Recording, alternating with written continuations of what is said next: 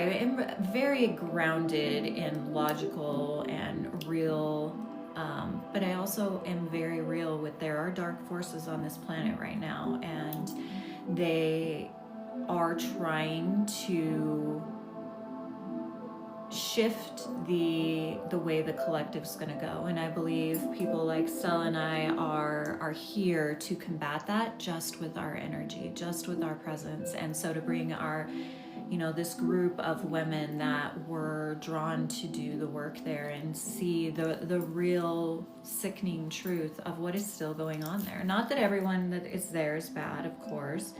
There's a lot of nice people there. We stayed at Coach House. The Coach House was amazing. If you're going out there, I would highly suggest staying there. It's beautiful, it's bougie, it's, Marley who runs it is great. Die with your boots on is great. They carry foxblood, which we all love foxblood. This is a foxblood dress. I don't believe the top is foxblood, but the bottom is foxblood. And Black Veil, we took all the women to shop at Black Veil.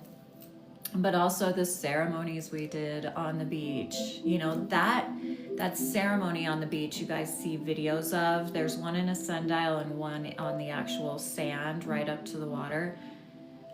I don't even think that in the moment of doing that ritual, we realized what was anchoring there by us doing that work. Like, it has fully integrated into my body now. And I knew the work that we were going to do there was going to be powerful.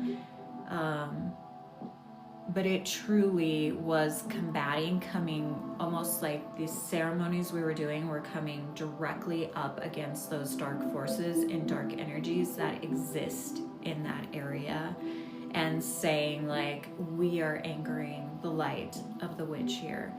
And, that doesn't, the darkness is not just going to fall to pieces and give up. Then it hits you in different ways. And I believe that's why when the next day we went to Pioneer Village, we walked up and this woman, Elizabeth, was sitting there just shaking her head at us and saying the way we were dressed was inappropriate and attention seeking, and that witch hats have nothing to do with witchcraft, which I emailed her and the mayor and everyone else I could get an email for when I got home, as did the women in the Coven Retreat. Proving to her there is, even older than the Alewives, there is cave art paintings, and it's spoken about in the ABCs of Witchcraft by Doreen Valente, or I may be saying that wrong. So we definitely came up against the darkness, but as I've told you all before, I'll go toe-to-toe with the darkness anytime. And so believe me, that woman's not getting away with what she did. So, hi Ricky, if you're here. I just seen, I think my little sister is here on the live. But I'm not seeing a lot of my regulars in the comments. If I did see Astrid and I seen Jessie, just wondering where everyone is. I did hop on a little late.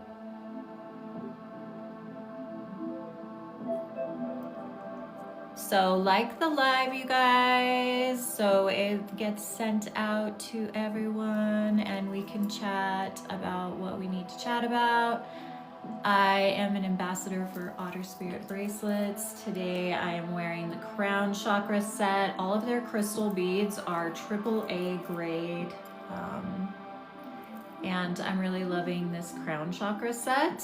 So this week I put a video out about the anti-anxiety set, but I'm really digging this Crown Chakra one. I think maybe we need a little bit of that energy right now as we're moving into this time of the year. It's Otter Spirit. There's a link in my bio, and if you want to get a set of bracelets, I love the mini crystals, the mini beads. Most people wear the big, fat, thick beads. I don't like those really, but I really love the tiny beads, and then I love stacking them. I think the stack is gorgeous. But there is a code there. It's Mystic, WI, all caps 20, and you get 20% off. So if you click the link in the bio, it takes you to my link tree. Just click on Outer Spirit and get a crown chakra set. So what do you guys want to chat about today?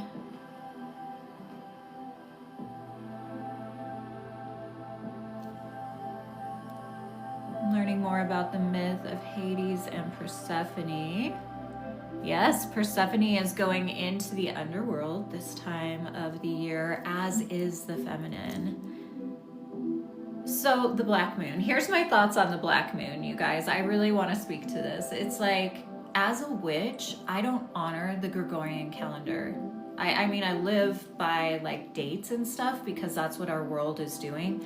But all this talk about the black moon, for me, it's the fourth new moon in a season. That's all the black moon means, is that instead of the normal 3 new moons we have in a season and full moons, we're having a dark moon. And so it's the fourth new moon in a season, but I live by the wheel of the year and I honor the 13 months. And when I say months, month, M-O-O-N-T-H, that's different than a month. So the months were originally, to our ancestors, what they lived by is by the moons, and there was 13 moons. And so we're always going to have those extra moons when looking at the Gregorian calendar. So is it an extra moon in the season? Can I look at it and say, well, it's an extra moon in the season, but you know, we've labeled it the black moon. It makes everybody think it's a celestial event, and it's like, no, it's something that always happens. It might only happen every 33 years in our calendar sense, but if you're a witch that follows the 13 moons, then it's like, it's another new moon. All new moons are powerful. All dark moons are powerful. They're all ruled by Hecate. So we always have the energy of release and planting seeds at the new and the dark moon. So some of the things that get a lot of attention, I don't pay attention to that. But then there's other things that, you know, astrologers are on here saying like we shouldn't honor, and this is the opposite, the flip side of the coin for me, because you know, there's astrologers, we just had the Lionsgate portal, right? There's a lot of astrologers that are saying the portal is not the same as what it used to be. It's not on 8/8, that Sirius aligns with the sun. And so all the hype around it is bleh, kind of like I'm saying with the black moon. But the black moon to me is bleh, but the Lionsgate is a real portal that opens in July. And I believe that's why it's a portal. It's a window of time. It's not just on 8/8, right? In ancient times, yes, they celebrated it on 8/8. Does the Nile River flood when we have this portal every year? No, it doesn't anymore. But does Sirius align with the sun? Yes. During that portal of time, Sirius aligns with the sun, and Sirius is the spiritual son of our sun. So it's feeding the sun light codes, basically, like wisdom from a spiritual planet, right? And the sun is what nourishes humanity, right? And all of humanity is lacking vitamin D right now. So we know that we are lacking nourishment from the sun. We are lacking spiritual wisdom. So I think it's important that we honor that time, because there's so much that is pushing us away, like manipulatively, deceptively making its way into humanity's consciousness and in through spiritual people, and steering them away from something that's potent and steering them towards something that really isn't. I mean, it's important, like every new moon is important, but I believe this portal where Sirius aligns with the sun every year needs to be honored, because everyone's wearing sunscreen, which is blocking the sun from getting to you. You know, people think black is evil. Black attracts light. Black attracts the sun. So as a witch, when people say black is evil, I'm like, fine, be on your way. I don't care. Black is attracting the light that we need, and everyone needing vitamin D is an example of us not getting enough nutrients from the sun. During that Lionsgate portal, the sun is the spiritual son of our sun is nourishing the sun. So it's like pouring all this divine wisdom frequency into the sun. And now people are online saying the Lionsgate portal's BS because it's not the same alignment. Okay, it's not happening on 8/8, but Sirius still aligns with our sun during that window of time. So there's potency there. There's potency. We need to go stand out in the sun. We need to get more nourishment from the light. And so, you know, and I'm not saying I'm immune from those dark forces coming in and weaving their way through, but I do my best to make sure they're not coming through me, and that I am steering you in a direction that is potent. And I mean, the Lionsgate's over, but I believe every year we need to be paying attention to that. So the people that are steering you away from that, like maybe it's not happening on 8/8, but the Sirius does align with the sun every year. It's just a cosmic happening, and it's giving our sun what we need to nourish us. And again, we're seeing the lack of the sun's nourishment through our lack of vitamin D and everyone needing vitamin D. And yet we keep caking on more sunscreen and more people keep showing up with skin cancer, but there's a deeper meaning here. There's a twisting that's happening, and you know, I'm doing my very best to not be manipulated by the pull of social media, because as much as I am woo and out there, I'm also very logical and real and grounded, if that makes sense. And so, you know, I don't consider myself an astrologer, but I've done a lot of astrology courses and classes, enough to know, you know, that this black moon, it's like they're steering everybody here, and it's like, great, like every new moon is powerful, but then people were being steered away from the abundance portal that was happening. So, you know, and we're all going to practice our craft differently, right? And I'm not here to be the witch that is like telling you one witch is right and one witch is wrong. What I'm doing is giving you the information that I see to be valid and important. Astrid, thank you for moderating. I appreciate that.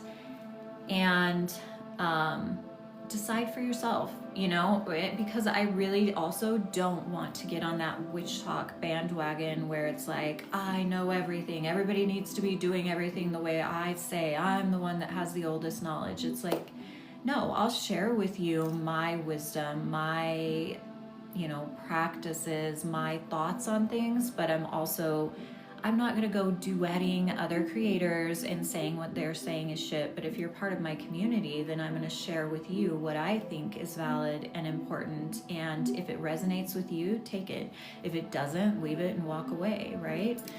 And we need to be discerning like that with everything in the craft and everything that we're seeing on social media right now, because there is a lot of truth being exposed, and there's a lot of things trying to steer us in the direction of fear and of not living our lives. You know, there was a lot on social media that would have made someone like Stella, who hosted the Coven Retreat with me, from Spirit Space Collective, and the two sisters that came from Australia with her, to not come to US.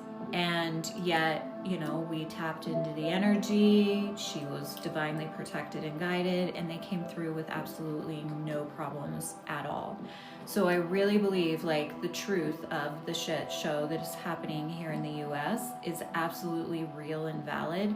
But don't let the fear mongering stop you from living your life, because that is what that dark thread of energy is attempting to do to all of humanity, is to make you stop living your life, when you need to be anchoring your roots in and saying, I am the anchor, I am the pillar of light that is standing here. Just my presence and my vibration is uplifting everyone around me. Now, that doesn't mean be blind to what is happening, because again, I see the shit show that is happening on this planet, but I also am not going to be the one fear mongering you into changing the way that you live your life or share your craft or move in the world. I believe we are all intuitive enough to know we are being guided when it is good for us to do something and when it's not. But I also believe that, you know, fear is never your intuition. I've had people cancel retreats, Goddess love them, because they were afraid to travel here. And I honestly believe that that was not their intuition. They were being triggered by the dark forces that are on this planet. So I just want to keep reminding you that fear is not your intuition. You know, when you need to run from a bear, it's gonna, yeah, there may be fear there, but the feeling to run is solid and grounded and fast, and it's a deep inner knowing, because our fear isn't bad, right? The healthy fear is here to protect us and save us. But the fear that is a projection, that is a trigger response, is what the dark energies that are at play on this planet right now are working on. And that's what they worked on during the witch wound. Like, our witch wound now is being triggered. Our ancestral, our DNA is being triggered. Now, what I also think happened is that when everyone had COVID in 2020, and every variation since, I know the variations are different, and I'm not a doctor, I'm not speaking about health, I'm speaking about the energetics of that particular illness and what it did to humanity and our DNA. And what I think it did was it really was weaving through our bodies and like uprooting our ancestral fear. All of that ancestral fear, so that as the forces that came into the planet that are here now trying to take over, and they're doing a good job right now, but they're not going to win. They are weaving their way in now, and they're using what was triggered in your DNA back in 2020 and every year since. So they are counting on the fact that you will be triggered by every step they take, because inadvertently they are triggering every wound that happened during the burning times. They're hitting every nail on the head that is in our DNA. It is all a mirror image in a new modern day of the witch trials. That is what humanity is not aware of right now.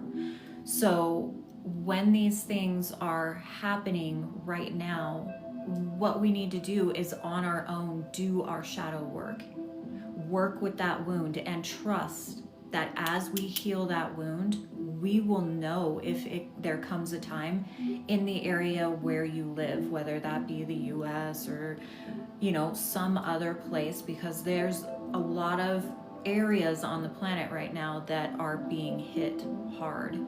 And the more of us that are doing our shadow work at home and anchoring our light and not being willing to buy into the fear, but to see the bullshit and let the righteous rage rise in you and empower you to move forward. It doesn't surprise me. I was telling Stella this morning, it doesn't surprise me that someone had COVID before coming to our retreat, because I believe that COVID has a consciousness. I probably shouldn't even be saying that word, but it has a consciousness that makes people scared, that triggers the fear. And so just be aware of that, you guys. Be aware that we need to be doing our shadow work. That's all that anything that is happening right now should be informing you of, if you're in a good place. It's like recognizing it, seeing it, allowing it to stir the rage in you, and even understanding the fear that it may make you feel for a moment, but allowing that to turn you back inward to do your own shadow work, to look at your own words. Hi, Jillian, blessed be. Hi, Erin, I see you're on here moderating. Thank you. There's a lot that is happening that is energetic, that I try not to get too woo, because I want you guys to understand when I speak, I'm coming from a grounded place and I am solid, and I'm not one of those that's like so far up and out there that I'm projecting everything on everything else. What I am saying is that there's a lot going on that humanity hasn't realized yet. And a lot of people are becoming very aware of how not woo what a lot of woo is. But I think the amount of projection that's happening is making people really leery of anything that seems too far up and out, as it should, because there's a lot of people that are so disembodied right now that are sharing stuff that is actually probably, they don't, they're well intended, but they are, there are threads of energy that can affect you and take you down a road, and you'll learn lessons and you'll take people with you. And so be aware of the shadow that is being exposed right now, and work with it. Don't let it make you change the way you are living your life. Again, choose to live your life anyway. I'm sure there were probably sisters who came to our most recent retreat and probably for a moment was like, is this the time I need to be traveling?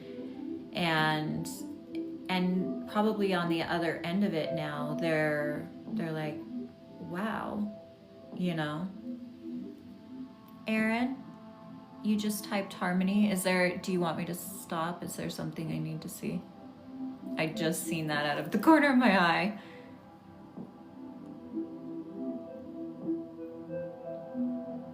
Or were you responding someone my name? Oh, I'm good? Okay. When I seen my name just pop up, I was like, oh, is she trying to get me to stop? Just on point. Oh, thank you. Thank you. Thank you guys for liking the live. Tap the heart. If you haven't followed me, go follow me. Here's another thing with that illness, and I don't know if we're allowed to say it. I see things changing on TikTok all the time. Like, I went on TikTok this morning and all the videos I had pinned at the top were no longer pinned. I'm like, who unpinned those? Things are always happening with TikTok that I'm like, what is happening here? So I don't know if I'm allowed to say that word, but if you notice, there is a surge of it this year that feels a little different than other years. And I think that's just, it's consciousness, like I was talking earlier, that is like, it's really, those darker forces are trying to infiltrate the light. And we are both, right? We are both. That's part of our power as humans, is that we are both. And because we are both, and once we have acknowledged that we are both through our shadow work, that's when I say, you'll hear me say all the time, I'm not afraid to go toe to toe with other people's shadows. Like, I'm not afraid of them the way that a lot of empathic people would be like, oh, I'm not going there. Because they haven't done enough shadow work themselves to not be triggered by that. Where I know I can go right up against your darkness because I've experienced my own. And I am not afraid to go up against the darkness of this planet. What we experienced in Salem trying to infiltrate our retreat, I was having to take a breath many times and see, all right, it's coming through this, it's coming through this, it's coming through this. We didn't come here to just anchor our light and beam light through the planet and not expect that we were going to meet any darkness, right? We were aware, but, of course, when you're in it, it's like, oh, fuck, this is the way that it's coming in. It's going to come through a government official that runs Salem. Okay, like, how are we going to handle this? Because how we handled that in that moment would either further anchor our light and presence there, or it would feed that dark thread. And so we were really careful with how we moved forward with that. And I believe that happened as a direct result of the ceremony we did from the night before.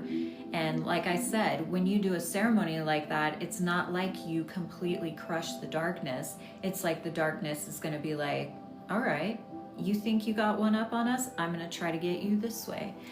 And the thing is I believe all the women left, with a lot to integrate, as did Stella and I. And at first when we came home, we were like, maybe we're not going to go back to Salem because, maybe Salem isn't empowering to the witch. And then, after journaling a lot and many discussions, then the thought process became, no, maybe that's exactly why we need to go back, is every time we go back there, we're anchoring something. We're anchoring something that is not going to leave. And that's why we've anchored it, if that makes sense. So when you throw an anchor down in the ocean, when you're on a ship, it holds that boat solid. And so the more times we go there and do that, regardless of the people that think they're calling us out for something, that think they're going to destroy us, they're not. They're not. We come out stronger for that, and in the end, Salem will end up stronger for that. And also we have to trust that, I've sent letters to the mayor. I haven't checked our group chat to see if anybody else has gotten a response. I've gotten one response from one person named Tina, and she said she does not run the witch house or Pioneer Village, and she gave me Elizabeth Peterson's email address and said, you might want to let her know this. She runs everything. And I emailed her back and said, she is the Elizabeth I am speaking of. And I haven't heard back from her again. So when we heard, people don't go up against this woman. So everybody thinks she's the shit, obviously. But what she did to us showed just when people feel darkness in Salem and the time looping that is happening there that is never changed, even with the draw of the witch there. And they're so worried about the stereotypical, representation of the witch that they don't realize they are actually demeaning women and witches by the way they're going after that. So, which is an example of that dark energy I said that was infiltrating well-intended people, if that makes sense. And those people don't realize it. Like, she thinks she's a historian and knows all of the stuff about witch hats, but obviously I brought something to her attention that she didn't know about. I screenshot the page 27 in an ABC of Witchcraft. It'll never leave me now. The cave art paintings were in northern Spain, because I came home and had to search that book to find that page because she was challenging me on it. So, in Salem, the woman that runs Salem, Elizabeth, was waiting for us at Pioneer Village and shaking her head as we walked up. It said we were attention seeking. Long story short, said we were attention seeking. The hats we were wearing had nothing to do with witchcraft.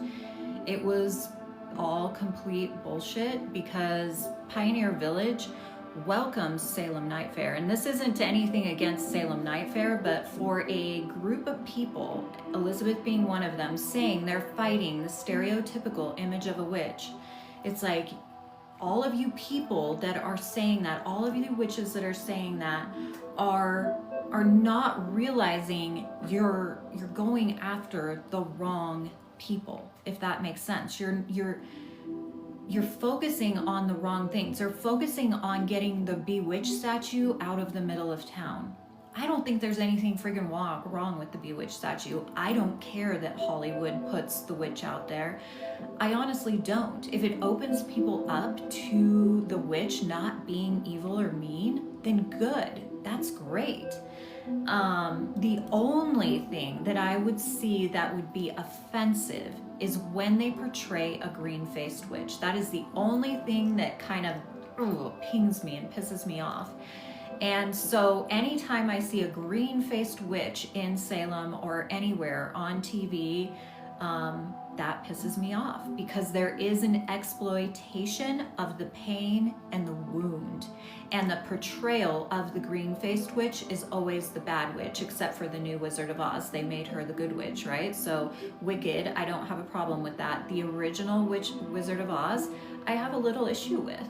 The reason they're portraying them with a green face is because those women who made it out of those prisons alive, they were beaten for months on end. They were starved. Why do you think they made the witch seem hunched over with a broken nose and a jaw that's sticking out? And like, because they starved them and beat them for months. And if they admitted to something that they didn't do, they let them live, but they came out with their face black and blue and green, and a lot of times having gangrene because they got infections that were not treated, and they couldn't move in the cells that they were in. So when I see a green-faced witch, I get pissed off. So Pioneer Village, Elizabeth giving us shit for walking in wearing white dresses as a coven. We were honoring the spirits of Salem that day. That's why we wore white. Otherwise, we were wearing black. And yes, we had our handmade, hand-designed witch hats on. And she was saying that we were attention-seeking. We were, I'm forgetting the words now that she used. She was saying that while they have Salem Night Fair there. And Salem Night Fair has green-faced witches running around it. Halloween Town was freaking filmed there. You know, Halloween Town isn't one of my favorite. It's, you know, I like the movie, but it's not a favorite. I really lean towards like The Witches of Eastwick, Practical Magic, the more witch shows that show the actual life of a witch. But it doesn't mean I don't get a kick out of those. Like, I like Wednesday. I like Bewitched. I don't think there's anything wrong with it. But there are a hell of a lot of witches out there that are like so focused on that, they're missing the fact, like, Elizabeth is kicking our ass out of Pioneer Village while she is allowing Halloween Town to be filmed there, and also having Salem Night Fair, which again, I have no issue with Salem Night Fair. I would like to go to Salem Night Fair. I would not like the green-faced witch running around there, but it's like, why are you allowing that to happen, Elizabeth? And yet you're mocking and coming up against us that is portraying the true essence of the witch.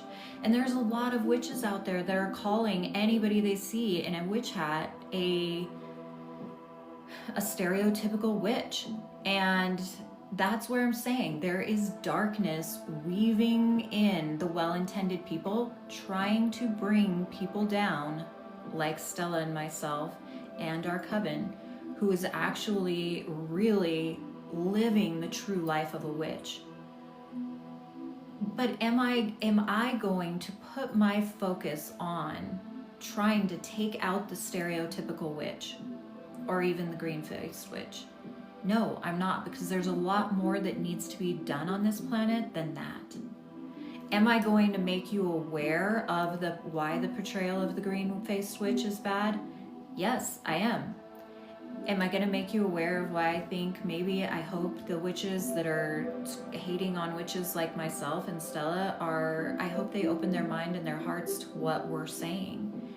Because I really believe that in many ways, a show like Bewitched, it intrigues and it sparks the witch in a lot of women and men that maybe would not have had that spark, right? Bewitched is such an old show, or even like Halloween Town. Those shows, even though, you know, they may not be showing the true accurate image of a witch, like, eating children, that's why at Halloween Town, I'm like, you know, like the storyline of it is not the most empowering, but also it sparked something in them. So, you know, I have mixed feelings about Halloween Town myself.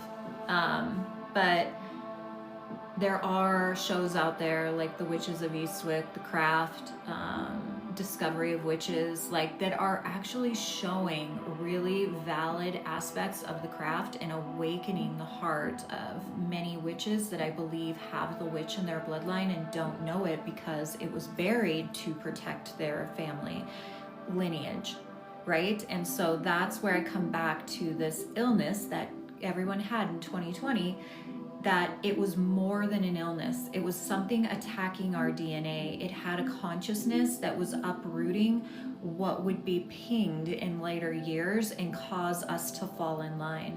So I guess that would be my message. Don't fall in line. So that's what I've been thinking a lot about since coming home from that retreat, is to fall in line would be to not return to Salem. And I'm going back and forth on this because I'm like, to fall in line would be to be scared of not going or to not go back there, and that is actually making me want to go back there, if that makes sense, and expose in a bigger way. And that was our first time hosting a retreat in Salem, so we met a lot of challenges. If anyone, please DM me if anyone knows someone, a vegetarian or a vegan caterer, private chef that would work at a retreat for us, because that was something that was difficult. We would definitely do things differently if we went back. If we went back, we would not going back with a new perspective. Yeah. And the thing is, I try not to beat myself up for this stuff, but I'm like, because I believe everything happens for a reason, but at the same time, I keep looking back at all my trips to Salem and creating this timeline journaling and looking back at how I felt that first time I went to Salem, because I was one of those witches that I was like, I want more than anything to go to Salem. And I did a spell for that in Sedona and came home, and my husband had booked a trip to Salem. That's something he said he would never have any interest in doing. And I was so excited, and I went there, and it felt so dark to me. So my childhood friend Carrie, when I said I was going to go back last year with Stella, she was like, I'm shocked you're going back because you felt so much darkness there that first time. And so I went back and was reading my own journaling of how I felt like I could breathe once I got out of there. And I remember telling Stella, I'm not sure I want to go back there. And she's like, I have to pay homage to those that lost their life.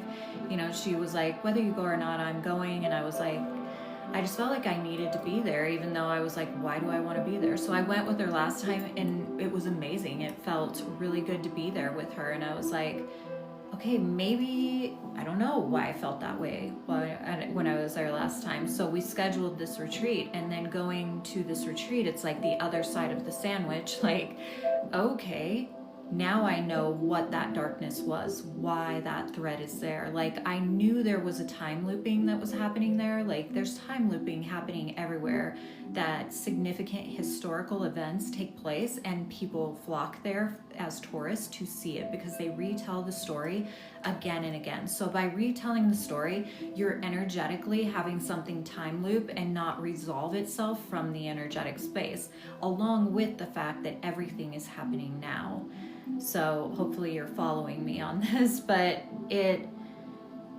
because of that time looping, we were focusing on, we're going to honor the people that lost their lives for walking the path that we now walk, and they didn't walk that path. We're very aware of that.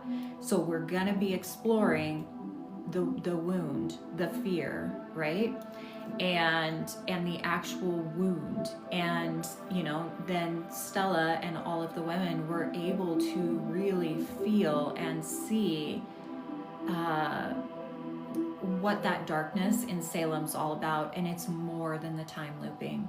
It's that people are now carrying that thread out that are controlling Salem right now. That is what I see as an issue. I do believe there are witches there that are probably doing good work, and there's nice people there that are respectful of witches. Marley at the coach house was great to us. her cleaning staff was terrified of our Ouija boards and our tools as witches, but which gave us the opportunity to talk to them and share with them that you don't just walk up to a Ouija board and spirits like start infiltrating your body and taking you over like some people think, you know. So, you know, and Marley was completely okay with us bringing our witch boards and all of the things that we were using. So, you know, there are people there, not everyone there is bad, but there are people in leadership there that is keeping the darkness, like I said, they're actually carrying that thread in a deceptive way, like they're empowering the witch, when actually they are not empowering the witch at all. And those are the people that are in leadership. And she is running these places that aren't changing the narratives, like in the Witch Museum. They're not changing the narrative there. And because they're not changing that narrative, she in a way is feeding that fear. You know, I seen a little girl covering her face in the Witch Museum, and I just shook my head because I was like, this is so fucked. It's so fucked that they're sharing this in this way, because it makes it seem like the witches are actually scary and doing the devil's bidding and all of that, when the devil and Satan are Christian mythology. You know, every time someone on one of my posts is like, is this satanic? You're a Satan worshiper. It's like, no, the deities that pagans work with are not the devil and Satan. The devil and Satan are Christian deities. They are not pagan deities. Therefore, we do not work with them. Goodbye. You know, and that's what the narrative is continuing to bring. Also, making it appear as though the witch trials were more men than women. Yeah, Erin, did you see that little girl in the Witch Museum covering her face? The feeling I had in my body when she did that, when the red light went on I was just like, oh, Stella, this is why I did not want to come here. But then it crossed my mind, and I'm getting chills right now. That's exactly why we were there. Because that little girl who was crying and scared to be in that place needed to see all these beautiful witches that were smiling and loving and radiating light, so that when she left there, she didn't believe the narrative that was brought through there. Hey, Nikki. I seen Jesse said something earlier I missed. Oh, all of us are carrying the witch wound in our DNA. It's crazy. I'm so happy. I went Harmony. It was magical. We handled those spiritual obstacles with grace. Yes, we did. Yes, we did. And there's not a part of me that does not think that what was meant to be accomplished was accomplished. And seeing the women that were triggered, you know, Erin, myself, Stella, it was like, that's exactly why we went there. And that's why I'm gonna keep sharing it, because people need to know. And maybe that Elizabeth woman will wake up and realize that something is, you know, her shadow is being projected and she's playing on the wrong team. Or maybe she is doing it on purpose and she knows exactly what she's doing. Which might be the case. Probably is the case.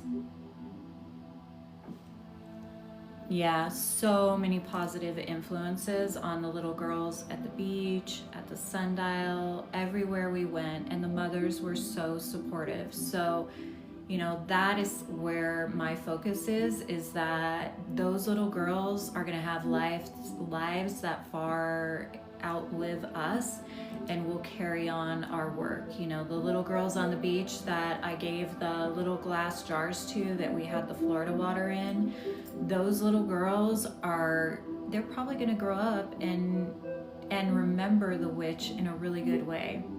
But I believe they are witches, and the reason they were drawn to us is because they know.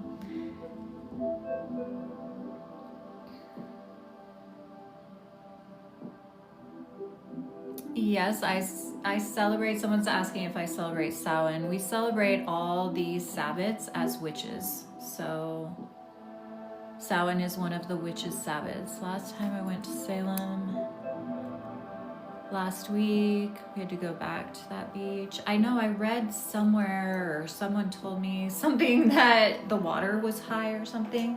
Oh, my back is itching.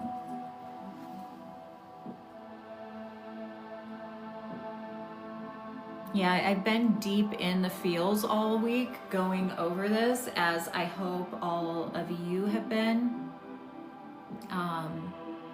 Really reflecting on not only the bad that happened at the retreat, like with Elizabeth that we've seen, or the stuff that was triggering, but how our influence being there actually was, again, the only word I kept writing again and again was anchoring something that wasn't gonna leave. So don't get so caught up in the hate that you allow that dark thread to become you, as it has this Elizabeth woman. So that's what I want to remember, those sisters that are on here, even the people hearing me who are maybe planning on going to Salem. Be aware, be wide awake. Allow the things that are triggering to trigger you. Don't feel like you have to have a good experience there because everyone's flocking there and you really want to embrace the witch, because embracing your witch is not going to happen in Salem if you're just going on a trip. What it's going to do, hopefully, is trigger your witch wound enough that you want to understand what it really means to be a witch. Because, you know, I think there's a lot of people that are monetizing on the witch that shouldn't be, and then there's a lot of people that are actually doing a lot of good for the witch that aren't being seen as brightly and as big as they should be. And so if we return to Salem, that will be my goal, is to highlight and work with in a bigger way those that are continuing to try to change something that actually is going to make a difference, which that moving the bewitched statue is not going to remove the darkness from Salem. Like, again, I'm going to say, like, think logically. As much as I'm telling you to be connected to your crown chakra, I'm also going to tell you, I hate when I have to bring these puzzle pieces together. Ignite your crown chakra, be grounded, be logical in what you're looking at, and be real with it. So, and if you are a witch, or even if you're not a witch and you're on here, don't paint your face green. I've never painted my face green. I've dressed up as a witch 100 times on Halloween, and I've never painted my face green because I'm not going to be a part of that.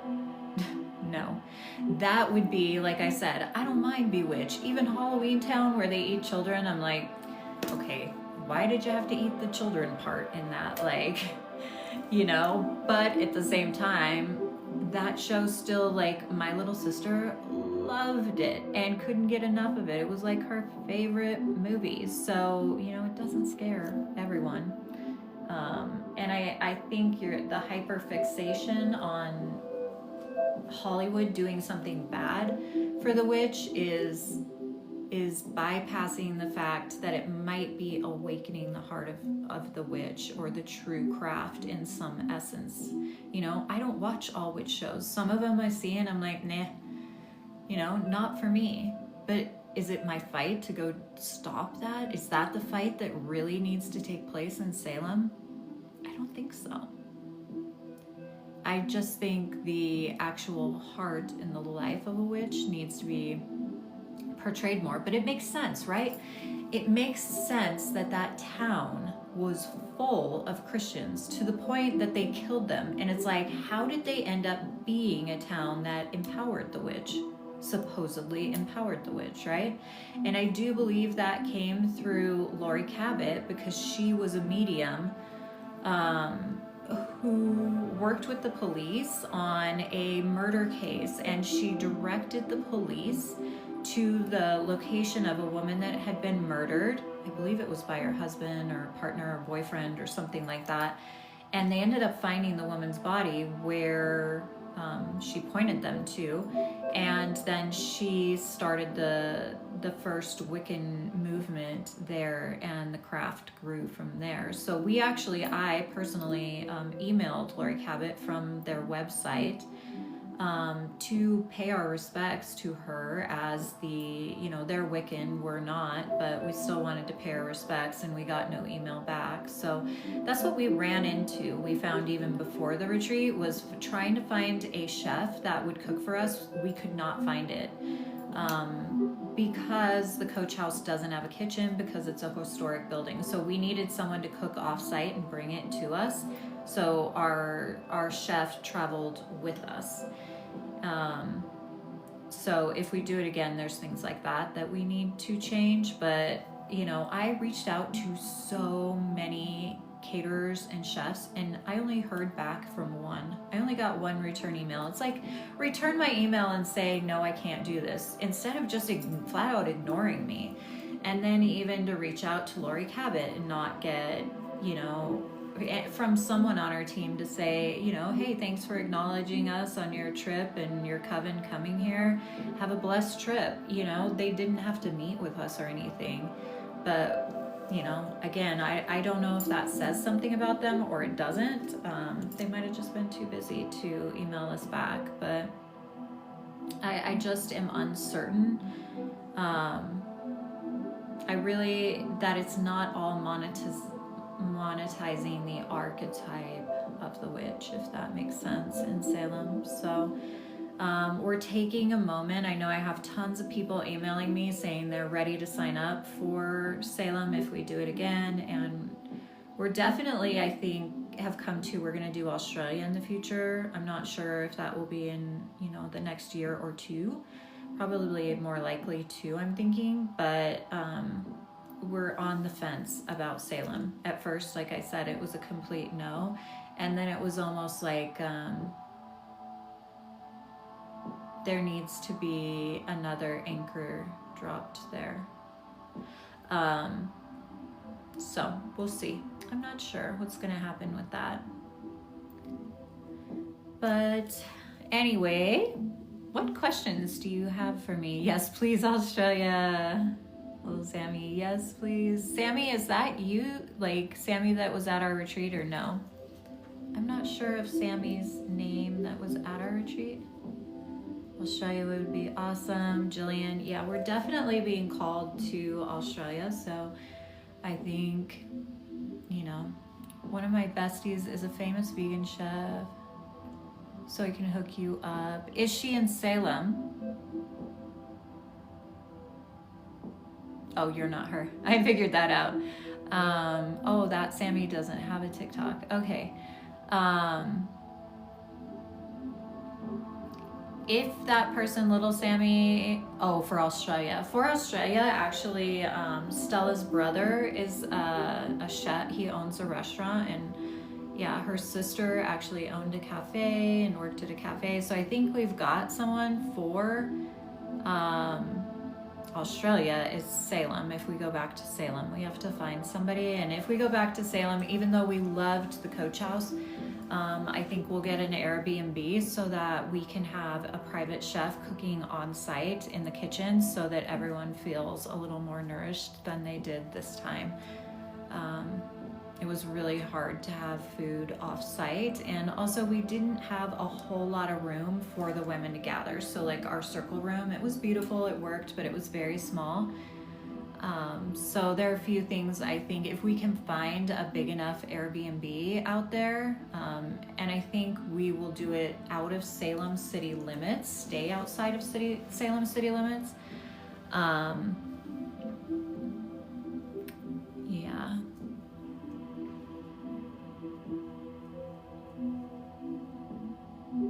Our castle. Jesse, did you see a castle somewhere? Where was the castle? Oh, I've held Practical Magic for the last 5 years. I will continue hosting that every year.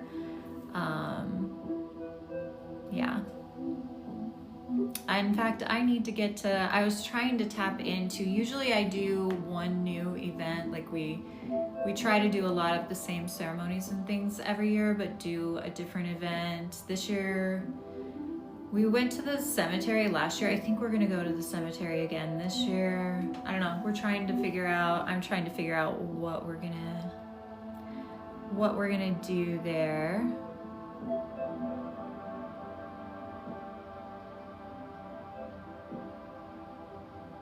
Hi, Jenna. Do you have crosses in your username? Is that the Jenna that I think it is? Or no, because of the cross, there is crosses in your username, making me think not the same Jenna. What do you do in the cemetery? So we are always creating and doing spell work. Last year we made, I believe we made destroyer oil, which you need graveyard dirt to do that, and so there is a cemetery walking distance from where we stay, so we all took a trek over to the graveyard to honor the spirits because we are there at Samhain, and because we're there at Samhain, we're honoring the spirits of those who are lost, and it's an actual very old cemetery. They even have some people buried there that are, it just has unknown as the name. So we try to honor those older graves that are there. We leave flowers and candles on Samhain, so we do that to honor those spirits and bodies that were laid to rest there, but we also collect graveyard dirt in a way, cemetery dirt in a way that you don't even know we were there. Nothing that is left there is anything other than the honoring of the spirits, and then we continued on, and the women were able to create their destroyer oil, which they took home with them. Hi, Snake Lady.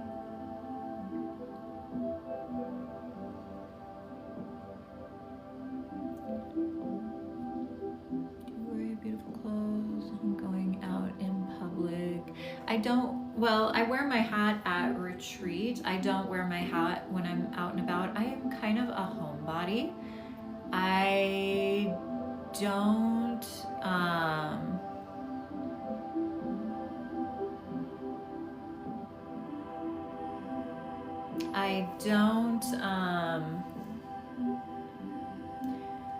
I don't wear the hat out and about on an everyday basis, but I'd always dress in black. I always have all these rings on, my necklaces. I'm definitely not hiding that I'm a witch.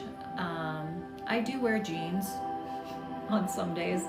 I do like to wear, I just wear a lot of black, so probably not something this fancy would I wear to work, but yeah, a combination of what you see me in now, like, as well as like some normal, trying to think, what was I wearing yesterday?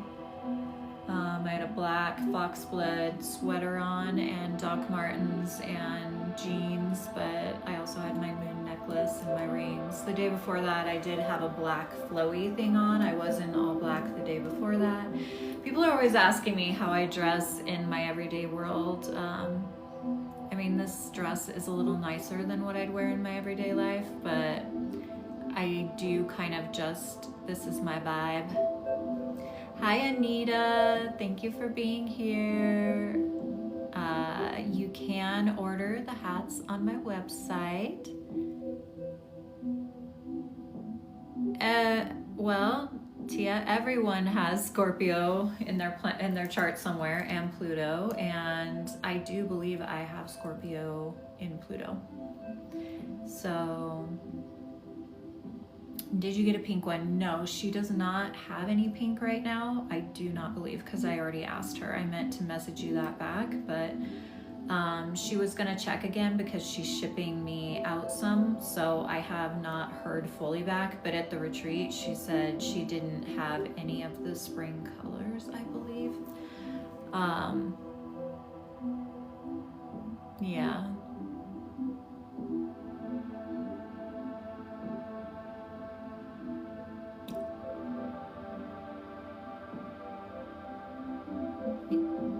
want to share a dream, Melanie? Usually I tell people, like, dreams, people have dreams, and I really, like, I'm a great dream interpreter, but I also think that there's so much shadow work done through dreams that I've been trained to not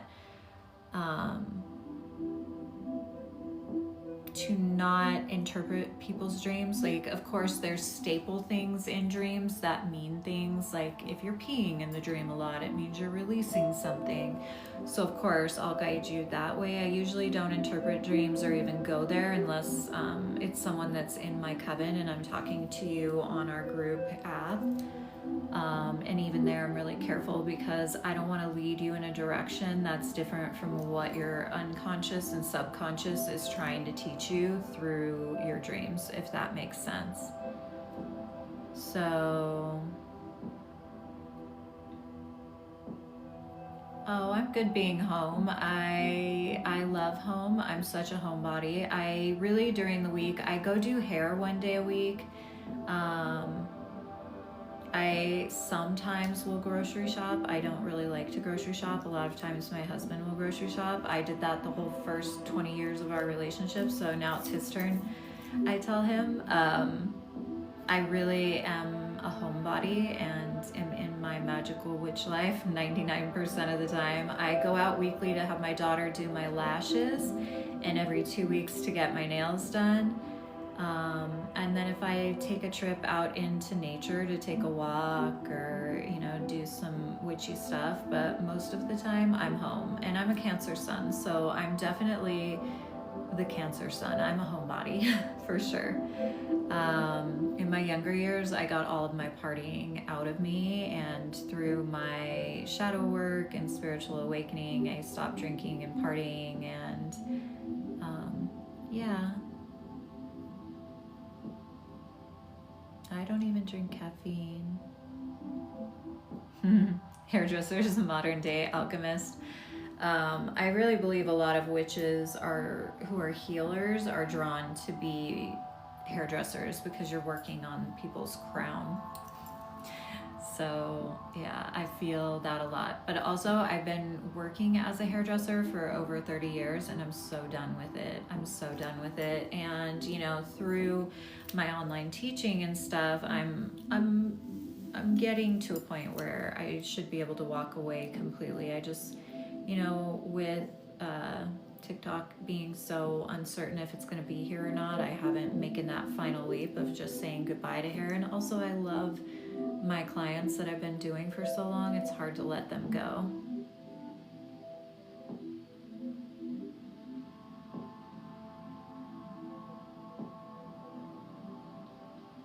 You've been at it 25 years. Yeah, it's exhausting and it's hard on your body. It's really hard on your body.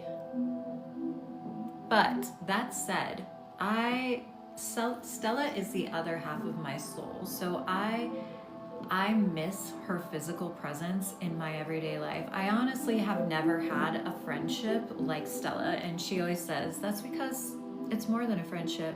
It's more than a soul sister. It's the other half of each other's soul. There is no competition. There is no jealousy. There is no trying to get something from the other. Our relationship is like unlike anything I've ever had with anybody else. From the moment we met physically, it was like we had been together our entire lives, but neither one of us has any past life memories. Like, there's certain people I know I have had past lives with because I can see them, whether you might have killed me in a past life. Like, I have clients who I do their hair that I adore, that I believe one was in my chair this week that I know was a Roman soldier in a past life. So I know, like, I have really deep connections to past life stuff, but with Stella, I don't even know how to describe it. We were talking about it this morning, and, you know, I talk to her. I don't think, you know, when we go a day without talking to each other, it is weird. And that'll happen now and then, but we talk to each other so much, it is like we're in person. But even when I'm talking about it now, I get emotional thinking into it and feeling into it because after the retreat, we took a little jaunt across, you know, into New York and different places. And it was, you know, being with her in spiritual leadership was amazing. Being with her out in the world with our husbands was so, it was pure magic. And I don't want to completely bawl my eyes out because I started to do that the other day when I started talking about this. But so many people keep asking to be a co-host that I just turned it off. Now I know next time I go live with Stella, I'm gonna have to figure out how to turn it back on, which is gonna be a pain. But anyway, Stella really wanted to see a raccoon. She was so like, I want to see a raccoon, like the whole trip. And we started going towards Mossy Apothecary. If you guys have not been to Mossy Apothecary in Southamptons and you're out in that way, go. It's freaking amazing. But as we're driving there, the boys are like, you don't want to come across a raccoon. And she's like, this is raccoon country. I'm going to see a raccoon, blah, blah, blah. And we go to the Mossy Apothecary. We have the best day. You guys, we had the lights flickering at Coach House. We talked to Marley, who runs and owns the Coach House. And she said, that does not happen. The lights don't flicker down there. The lights were flickering the whole time we were there, when we were doing the Ouija board, when it was just Stella and I in there talking. And the lights were flickering there. Anyway, go to Mossy Apothecary and we sit down to do these candles and the lights immediately start flickering. And they're like, those lights never flicker. Oh my gosh, we have real witches here. And like our power, that combined power essence thing was so there. And when we had such a good time at Mossy Apothecary, I can't even tell you. They have crystal mats that you lay on. We did a spell, we did a candle, and the boys were doing it with us. We had our feet soaked, we had a massage, we sat outside by the river. This place is incredible. Go follow them on Instagram. It's the Mossy Apothecary. Anyway, when we left there, my husband was saying as we were driving away, like, that far exceeded my expectations. That was like one of his favorite parts of the trip. We are not, I'm not kidding you, maybe 2 minutes out, maybe not even 2 minutes, a minute. Like, we turned out from a dirt road onto a main road, and I looked down at my phone, and right when I did, Stella started screaming, and 2 raccoons got hit by the car in front of us, and one of them was still breathing and was moving. And Stella was like, we got to turn around. I didn't see it. I was glad I didn't see it, but she was like, Harmony, we got to turn around. It was moving. And, you know, my husband knows better. He didn't even say anything. He just started turning around. And we went out there and got out, and it was still breathing. So when I say we experienced a lot of light and dark everywhere we went, there were things that happened outside the retreat that was like, why the fuck did that even happen? But it was still breathing. It was in the middle of the road, and you know, Chris and Jason were like, what are we gonna do? I called Mossy Apothecary, and they were trying to call a wildlife rescue to come help it, and the boys were like, don't touch it, don't touch it. If they weren't being so adamant on not touching it, I would have just picked it up, because I believe it was dying. And we were standing there, and they're like, we're gonna get the mat, Stella's new mats that she's selling. If you guys haven't ordered one, she's almost to her minimum, so please go order one so she can, you know, send everybody's out. But the boys, they went to get the mat because they're like, we'll scoop it up in the mat, because we weren't going to leave it in the middle of the road. And Stella and I were standing there, and somebody came and hit it again right in front of us and killed it. And I hate to tell this story because I would just want to completely lose my shit, but I think in that moment, I'm so sensitive to animals, and Stella too. Like, I just remember in that moment, like, I hear us screaming and grabbing each other, and they killed it, and it just was, we went from the most beautiful, wonderful day to that happening just moments later. My husband was actually saying, like, fuck the universe. Like, he was pissed that it even happened, because he knows how much that hits me. And, you know, Chris scooped it up in the mat and we put it off the side of the road, and it was awful. And then, Stella felt bad for, sorry, my nose is running out. Stella felt bad for making me stop, but I would have stopped anyway. I just was looking down. I'm glad I didn't see it get, the first one that got hit was like ripped apart.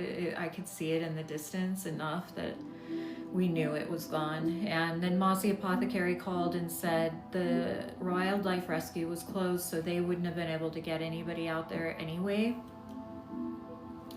So, logically I'm like, okay, it's better that it passed, because what would we have done with it? We didn't know what to do with it. And I really think maybe it was gone. It was just like had a little bit of life left. I'm not sure, but that was really, really hard. But experiencing, again, talking about Stella and mine's connection, like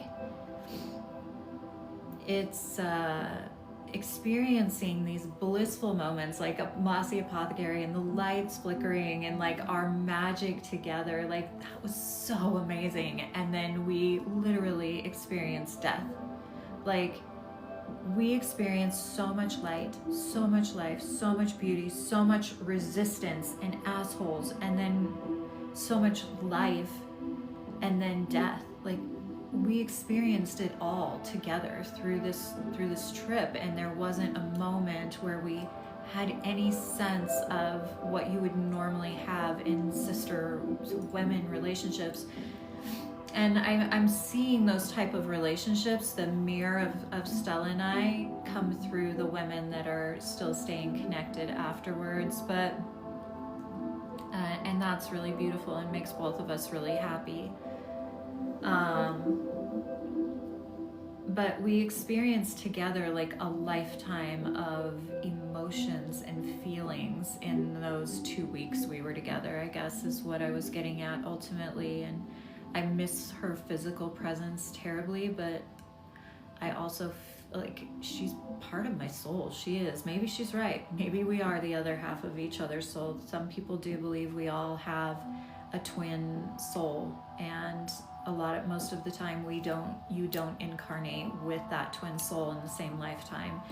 And usually if you do, there is quite an age difference, and there is a 14-year age difference between Stella and I, but when we're together, it doesn't feel like there's any age difference. It's so weird.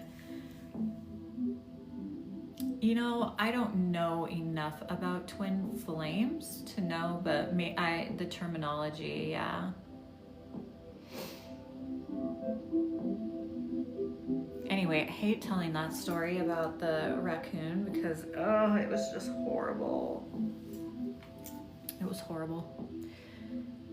I'm going to focus on the lights flickering at the Mossy Apothecary. The boys being present for that was really cool. And, the women, when we did the Ouija board, they were seeing the lights flicker in that room. And Stella and I did the Ouija board with our husbands, and that was really cool too. The lights flickered then too, when the boys were there with us and we did the Ouija board, and then when we went to Mossy Apothecary, they were really flickering. Like it was a lot. So, there's something about our energy together, and it's funny when she talks, she really, and she tells me every time I say this that I do the same thing to her, but I feel like most of the women can feel it too. We all had a good laugh about it, but when she channels, her voice changes, and it like almost puts me in a trance where I feel like I'm looking at her like and it was just so amazing to do those ceremonies together. So I do miss her, to whoever it was that asked if I missed her. And I'm okay at home because I love home, of course, but I do miss her. And I miss all the women, and I'm so glad I got to meet, I have these women that are in my virtual coven, like Erin, who's Gingy on here, who I never met in person, that I got to meet in person, and she's exceeded my, you know, we shouldn't have expectations of people, but it was like, I have a feeling about this girl, and seeing her in person, I don't know if she's still, oh, you are still on here, was like, wow, like your heart and soul amazed me. Yeah, it was just such a great group of sisters and women, and they were all lighting their hag torches on the new moon that we made together. And I think we're gonna make the hag torches again at Sedona, because I didn't get enough time to work with them on the hag torches. We really kind of had to hurry through that, so I'm gonna do that again, I think, in Salem. But Stella didn't get to make a hag torch, so I sent her home with the one that I made as an example. Hi Haley, I'm so happy to see you on here. Is that Haley? It has to be Haley because the spelling is the same. Is that Haley? When we did the incantations with her, our voice gave. Yes, that is Haley. Hi, Haley. I've missed your sweetheart since we were at the retreat together. Anyway, I feel like I'm like talking today, and then I see something and I'm like, hey, is that you? Anyway, the hag torches was originally something I was going to do in Salem, and then Stella was like, we have to do that at our retreat. So I was like, okay.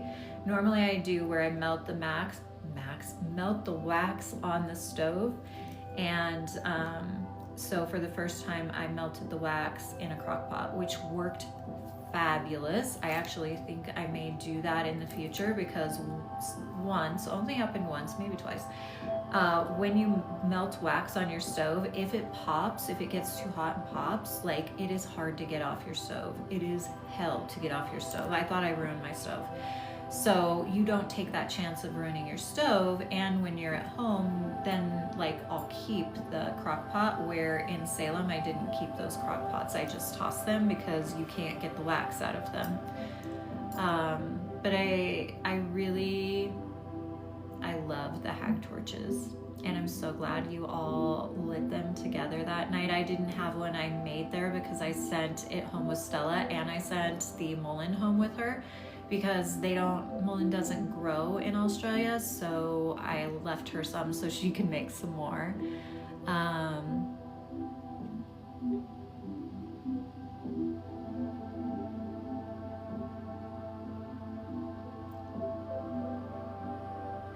We have tentative dates for Salem in 2026, but it's not, and it says sales starts on Mid-Bon, but that was kind of a tentative plan before we had our experience there. So we're still like trying to decide if we want to do this, because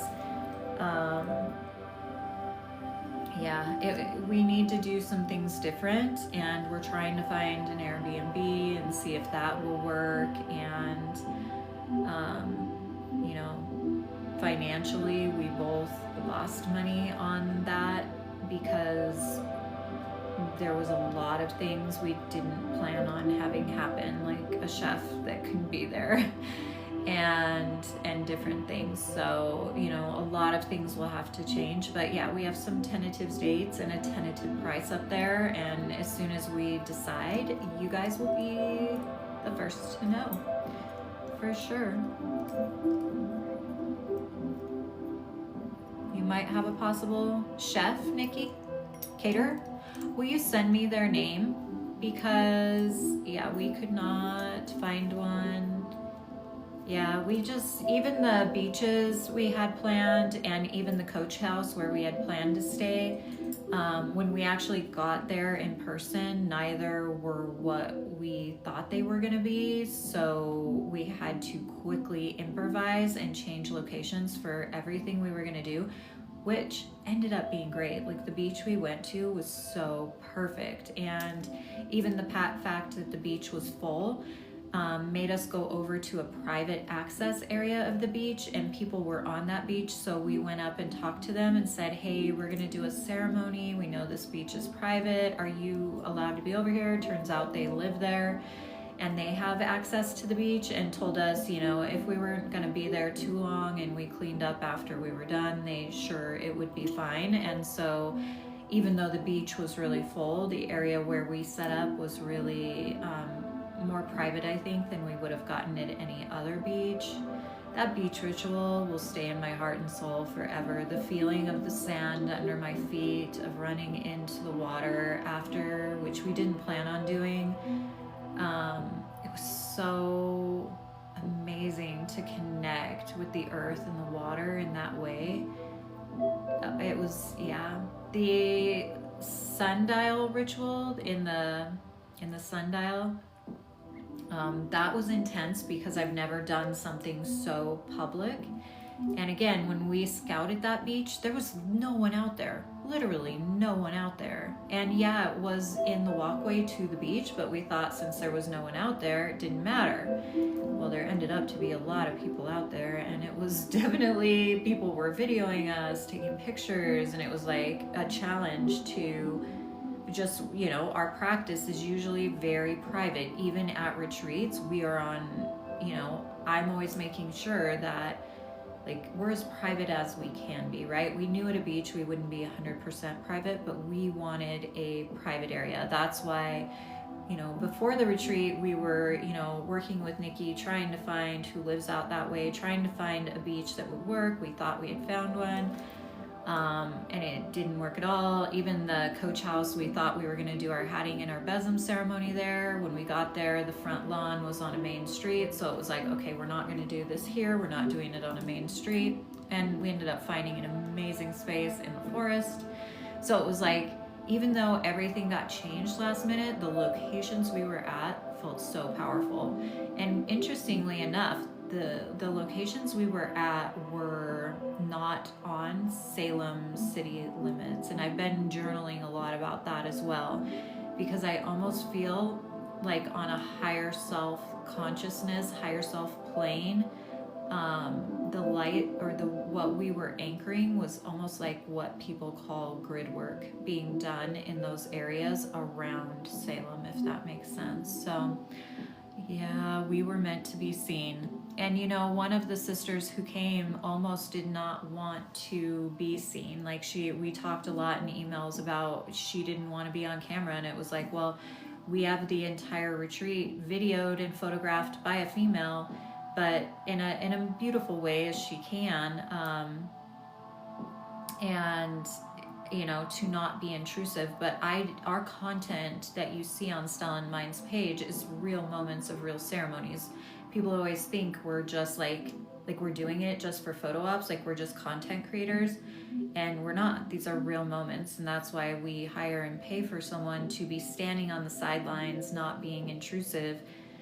We did have our husbands do a few videos, which was kind of funny because in some of the videos we see our husbands standing a little too close, but that's the first time we've actually had men there. But we had the men there to create a safe space because we knew we were going to be public in some of the stuffs we were doing. But again, we had no clue it was going to be that public. When we scouted that beach, it was so quiet. No one was there. We were like, this is going to be perfect. Like, this is probably the least amount of people we're going to get on any public beach. So we thought it would be great. And then, you know, when our husbands came to pick us up to set up the space, they were like, all right, we didn't tell you this all day. We were waiting to tell you now, but the beach has like hundreds of people on the beach.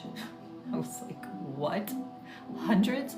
It went from when we were out there, like literally like 4 groups of people sitting on that beach to hundreds.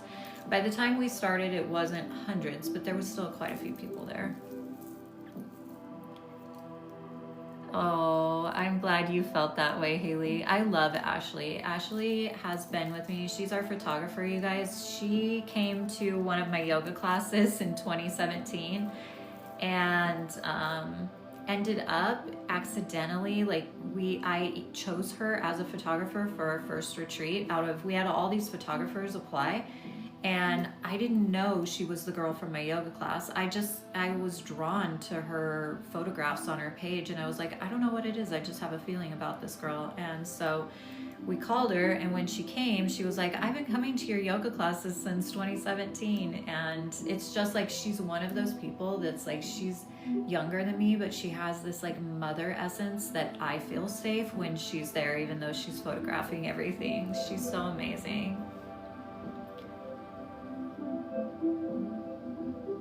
Hi, one question. Do you believe reality shifting is real? What is reality shifting? I don't know. Hi, Rebecca. I don't know that term. Reality shifting? I don't understand.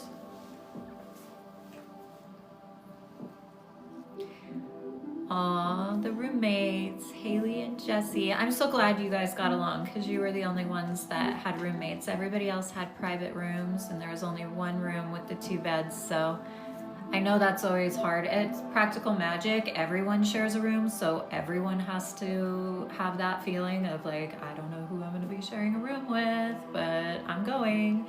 And it always ends up that the people that share rooms become close. You manifested her, Jesse? I believe it. Yeah, it's always a practical magic. I honestly let, like, it's a channel process who shares the room. I sit at my altar and put who's supposed to go in what room, and if while we're doing it we accidentally put the wrong name in a room we had on the page, we know that's meant to be. And it has always worked out that who ends up in the room with each other was meant to be there 100%.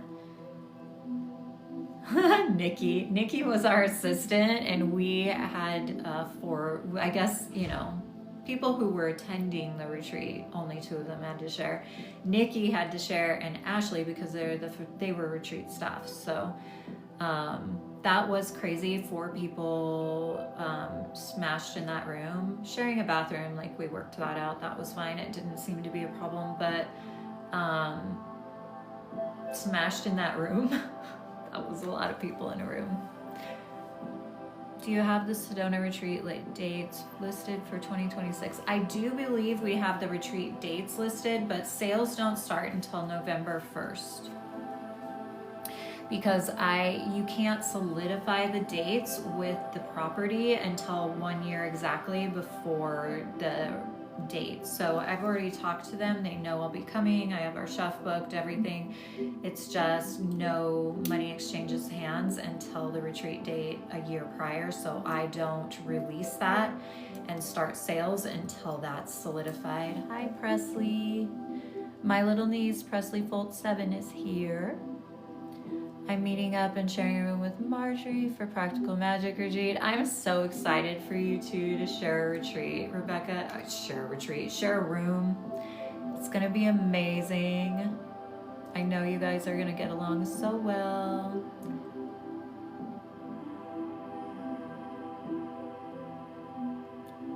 You started saving for it. I've been wanting to, well, be prepared for November 1st, because last year Practical Magic sold out really quick. I usually release the dates to my email list first, and then a day later I put it on social media. That way everyone that wanted to have first access has first access through the email list. So you're also nervous. Everyone's nervous, I think, before their first retreat. But you're gonna love Marjorie, I promise you. Like, I was with her in person last year at the retreat, and she is just,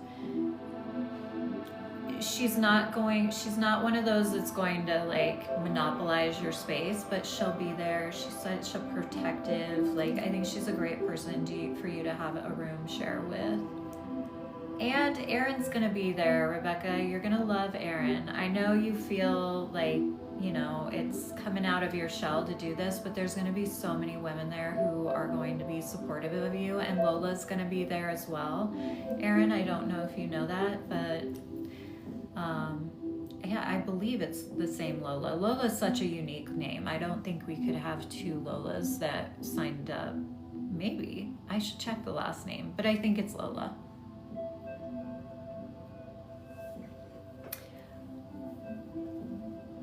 Thank you guys for hearting the live. We're only at 60,000 hearts. I usually say I will cast a circle at 100 likes, and I don't have 100 likes. It's only at 60,000.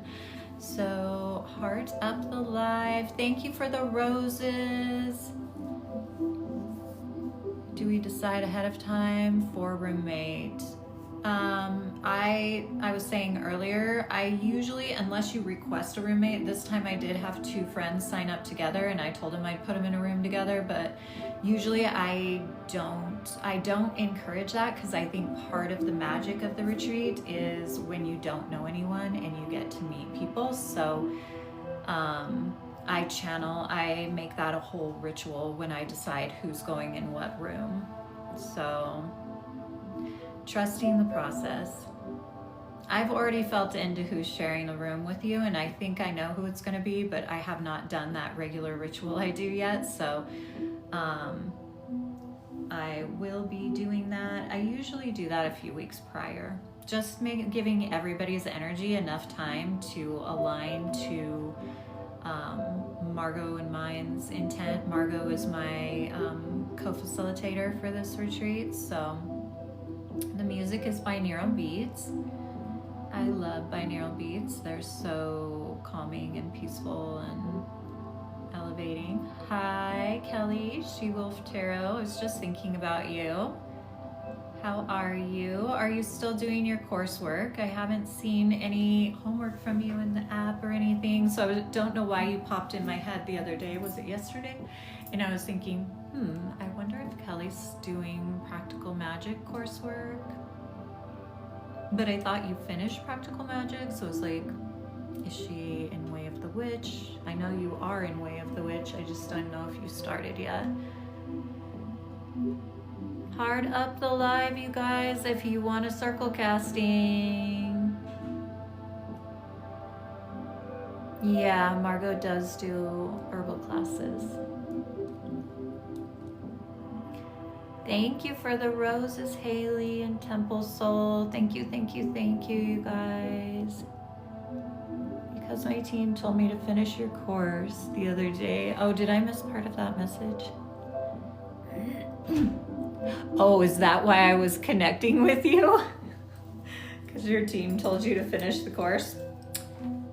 Gotta love it when you're connected like that and they're like, get on it. Time to move. I have thought I need to set up a private tarot card reading with you, because I used to have yearly tarot card readings by friends, and I've no longer been doing that, and I want to find somebody new, but I don't trust just everyone. But I do trust Kelly, who's on here, She-Wolf Tarot.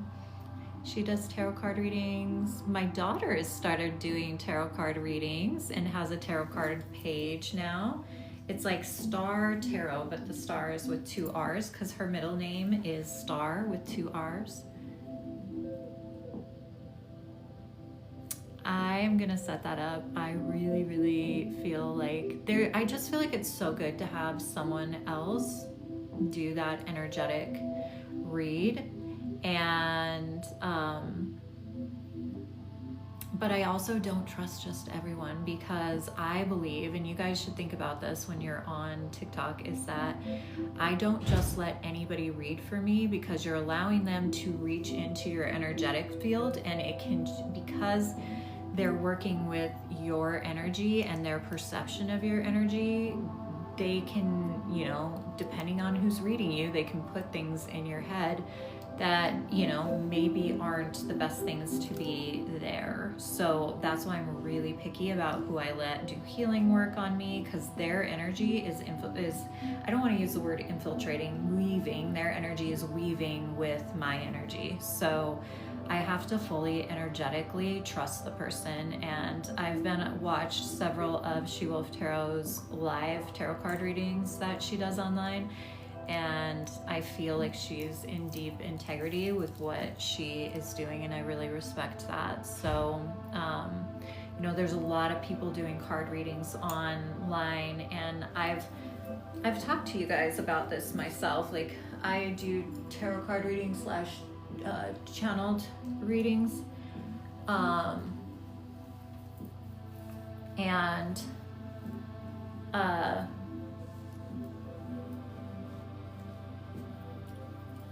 what was I gonna say?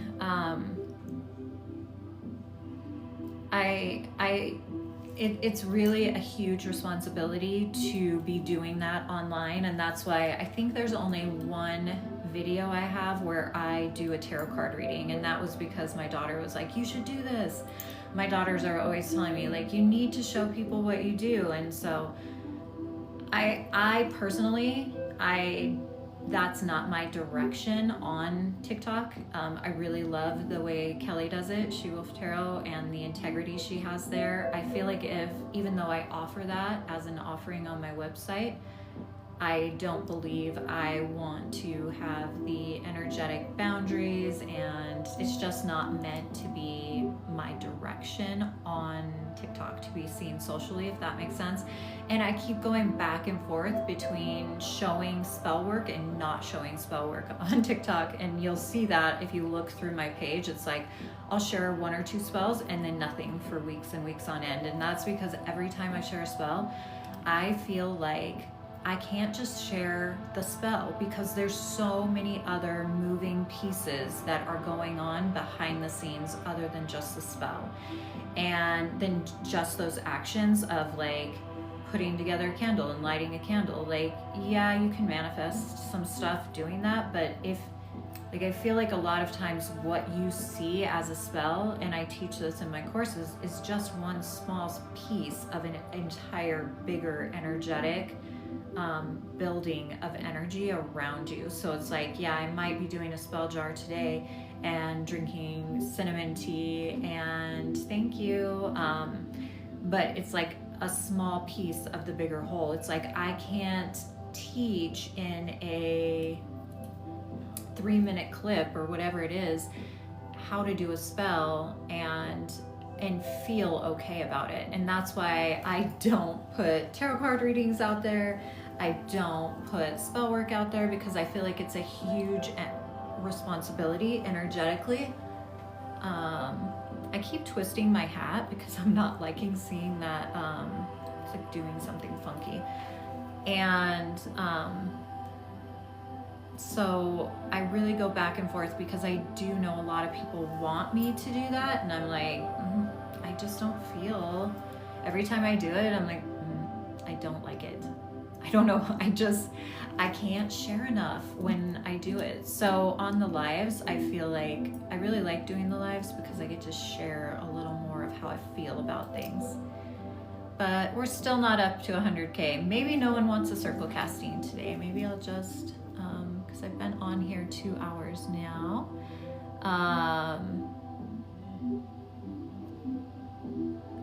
Anyway, I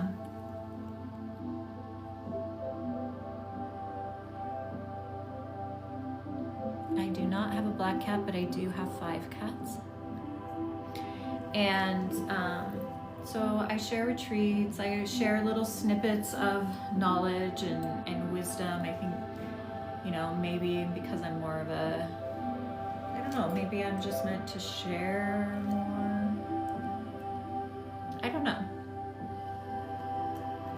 But I just adopted a 9-week-old kitten 3 days ago. Oh, do you just have 1 cat? I always say get 2. Go back and get another one. I love cats. You guys, 5 is not enough. But then when they start dying, it's so hard.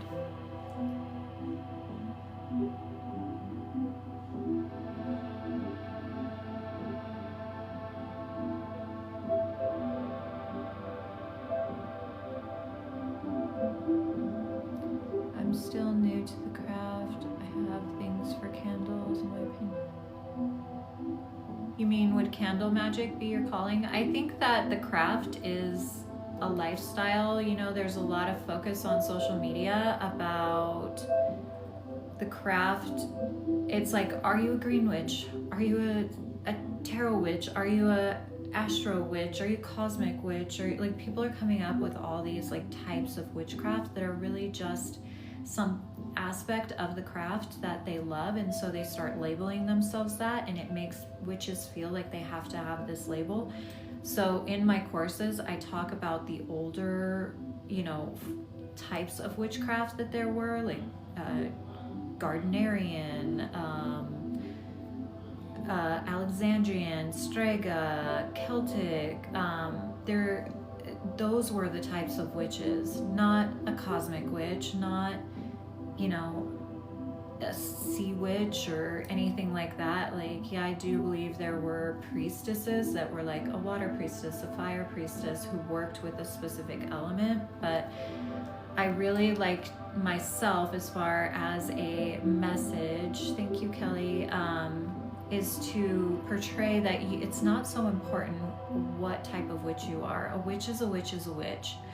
And being a witch is more about how you live your everyday life than it is about that one particular gift, which is another thing I talk about in my course, is that people overemphasize their gift to convince people on social media that they are the gifted witch and they're the one you need to listen to, when my message for you is that yes, we may all have abilities, we're strong suits.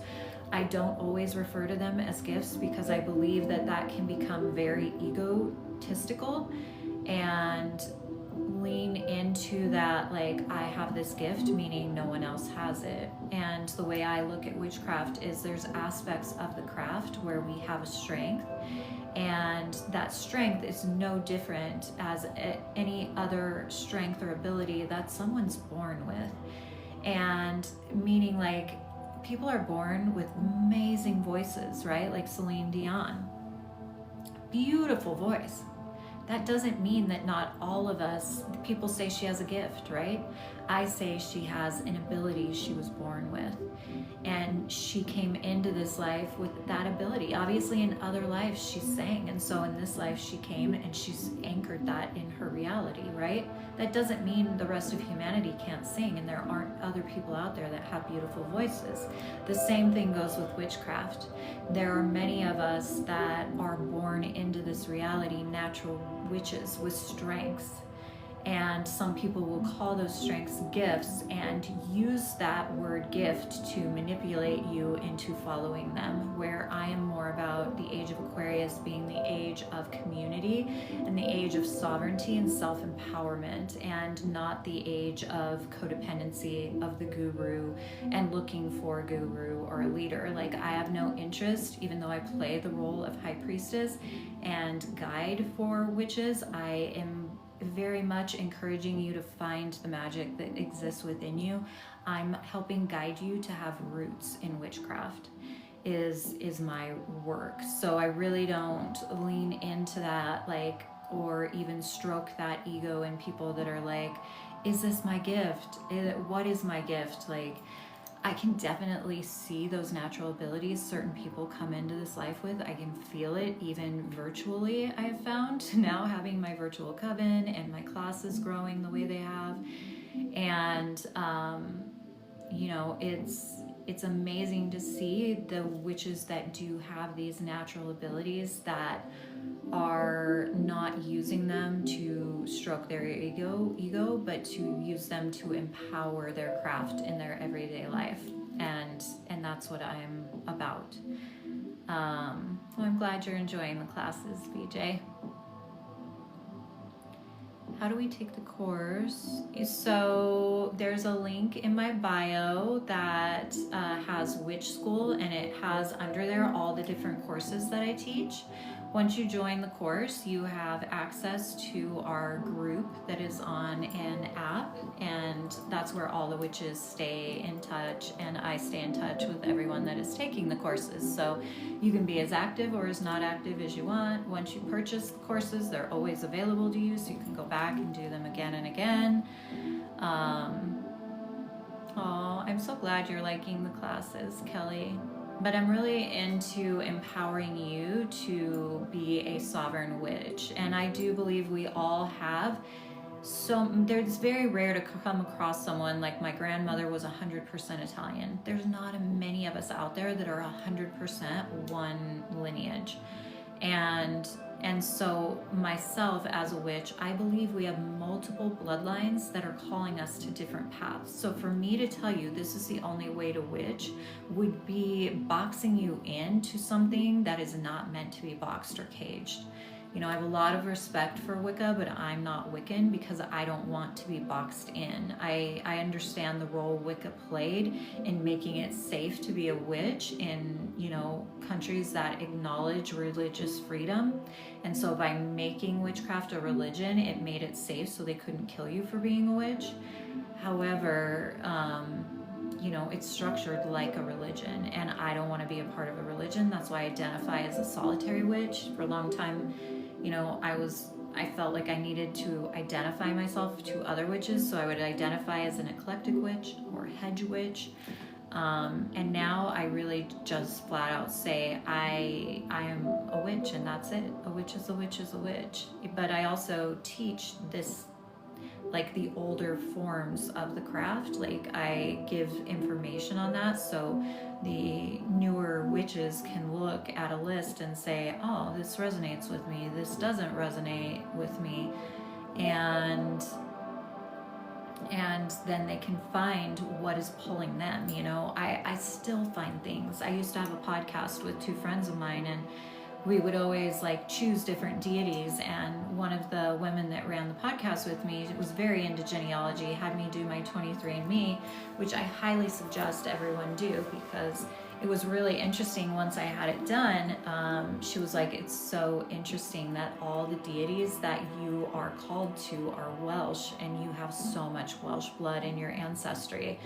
I have a lot of Italian because I have a grandmother that's 100% Italian. But she was like, the amount of Welsh that you have in your blood, she's like, go back and look at all the deities that you brought to the podcast, and they were a lot of Welsh deities. So I do believe when you are called to the craft that you, even if you don't know your DNA, are going to be called to a certain what's pulsing through your bloodline without you even knowing it. And then of course there's past lives, but I also think sometimes we'll get so caught up in healing past lives and focusing on past lives that we're not present here now with what this physical body has to offer in this reality. So I really try to honor both aspects, but I'm really about the embodied experience of the witch being really powerful now in our modern world, like the embodied experience, because the spiritual communities out there have drawn people so up and out that the wisdom has stayed very transcendent and actually has done a disservice to the witch because it's like so far up and out here. It's we came into these human bodies to be human, to experience the human life, to experience the senses, the ability to be fire, the ability to feel heat, the ability to smell the sweetness of the flowers, because this human body is the sweetness of flowers, to experience the water of this planet and feel the power of the water, because the water is what's pulsing through our veins,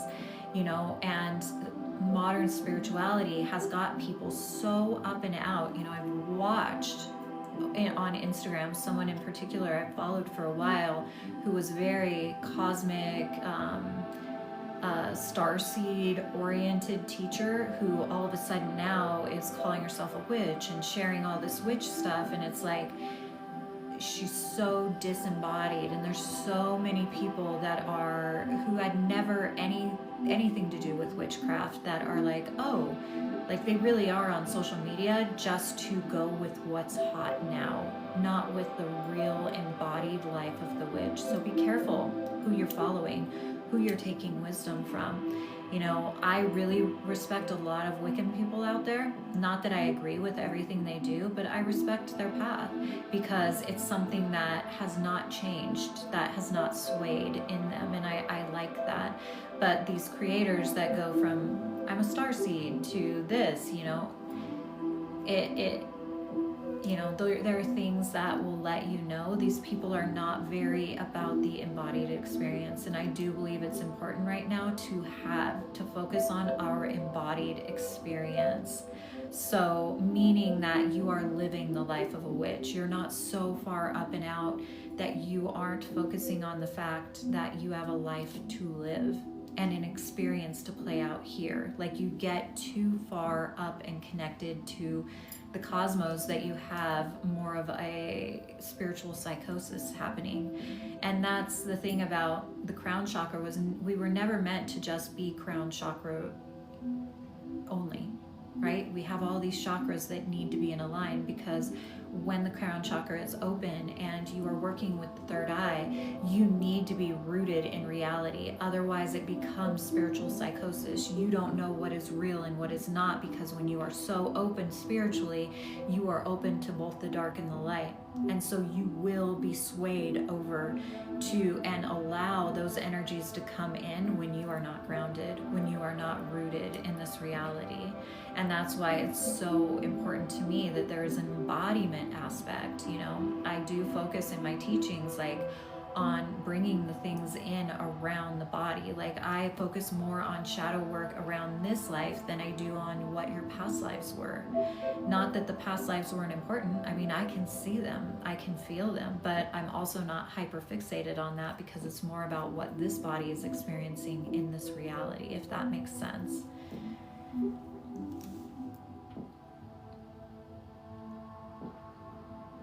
All right. I just noticed we went over 100K likes. Is anyone on here that wants me to do the circle casting, or are we not into that today? Do we just want to keep chatting, or do we want to do the circle casting? Let me know. Jillian wants the circle casting. Kendra wants it. Okay, so we're gonna do circle casting. The way I do my circle castings on TikTok is that I ask you to find a place where you can be uninterrupted, undisturbed, and that you can lie down flat so the chakras are in a line, meaning from your sit bone all the way to the crown of your head is a straight line. So you're not kind of curled up like this. You're either lying on your back with your arms wide open, or sitting in a chair with your arms wide open. Your hands, your palms facing up, or seated like I am, chakras in a line, with your palms up and open. So what I do is I cast an energetic circle most of the time, which is if you're casting a circle, a physical circle, usually you're sprinkling salt and you're doing some sort of craft, ritual, spell inside the circle. And then there is the energetic circle, which you are calling forth the elements to surround you and move with you through a directed period of time. I do this every morning or every evening for myself as a form of protection. When I do this for my TikTok community, I lift the level of consciousness up to the 7th and 8th plane, which puts you in a higher frequency plane of existence for the next 12 hours, 6 hours, however long you're going to be awake. When you lie your head down to rest tonight, the level of consciousness comes back down, and I direct it to do that through the circle casting. So it comes back into this regular plane of existence where you can then start to integrate and embody what came in after this circle casting happened. The circle will move with you no matter where you go, and the deities cast during the circle casting will remain with you. So the deities we work with are multidimensional, meaning when we call them forth, all of us, and lift ourselves up to the 7th and 8th plane, we're simultaneously kind of moving as one, but individually, if that makes sense. And the deities are multidimensional, so they can show up for all of us at once. And what you're doing by calling forth these deities in each direction is the deities are standing around you as archetypes that exist within you. So when you're calling that forth, you're calling that aspect of yourself forth around you. So you'll hear me say, bless us as I call your name. And then I'll say the name Hecate, for example. And then 2 times after that, I invite you to say that deity's name with me out loud, if you can, and that will help anchor that circle that we are casting. So all I need you to do right now is to type in the chat, yes, I accept, I receive, I claim this, whatever it is, thank you, I accept, to put out in the reality that you are accepting this circle casting on behalf of you, for you. And I do this every Sunday, and I do this at the beginning of my retreats. And so just type yes, I accept. I'm gonna turn the music on again, and we will get started.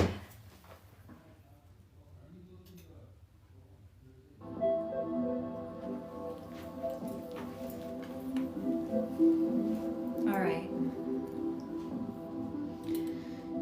So I invite you to open your palms up. You're nice and tall, whether you're laying down or sitting up, root to crown. Palms are up, eyes are closed. Relax your entire body, seal your lips, and slowly begin to inhale through your nose. Bringing all the breath into your body that you can. When you feel like you can't take one more sip of air, take one more sip. One more sip. Hold. Hold. Soften your shoulders. Part your lips and audibly exhale.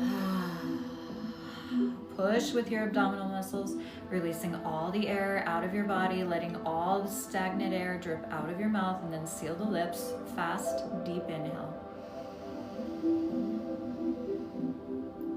Keeping your eyes closed, holding at the top, softening your shoulders, take in another sip of air. Notice what it feels like to be full of breath. Part your lips and audibly exhale. Pushing all that air out again, releasing all the stagnant energy. Sealing the lips, deep inhale, nice and slow. Through the nose, feel the air, lift your heart, open your lungs, expand your rib cage, bring it all the way to your root, to your pelvic area, to your feet, to the tips of your fingers. Take in another sip of air. Hold, and again, tap into that feeling of being full of life force. Open your mouth, audibly exhale. Squeeze all the air out, and then seal your lips. And let your breath reset back to a nice natural rhythm and pace. As I call forth unending concentric circles of light to surround us now and all who are in the chat.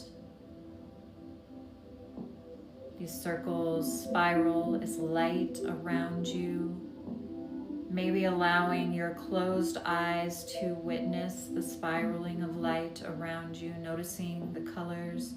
Maybe you feel your body slightly sway as you're watching with your eyes closed. That circle begin to pulsate around you. You're becoming aware, becoming one with the pulsating light without getting too fixated on what the color is, but being aware of it.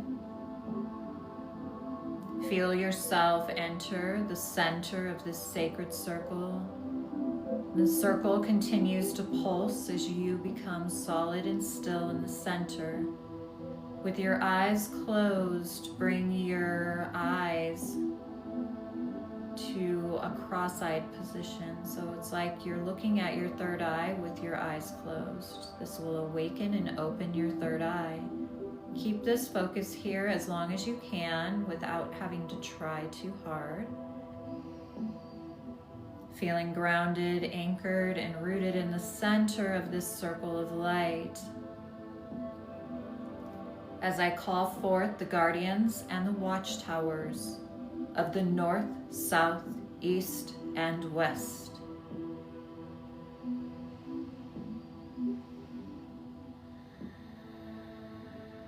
Witness this sacred circle today that we are casting across all time and space,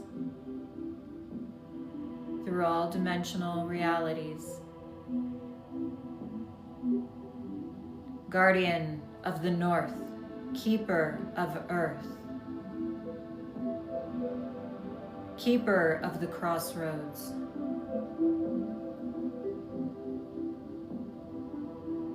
keeper of earth, I invoke the spirits of earth.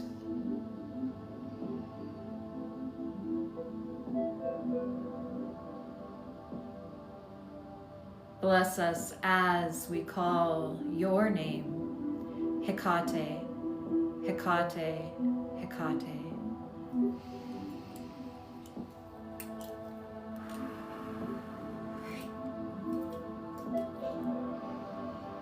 Guardian of the Northeast, keeper of the rising sun, keeper of the sacred wells,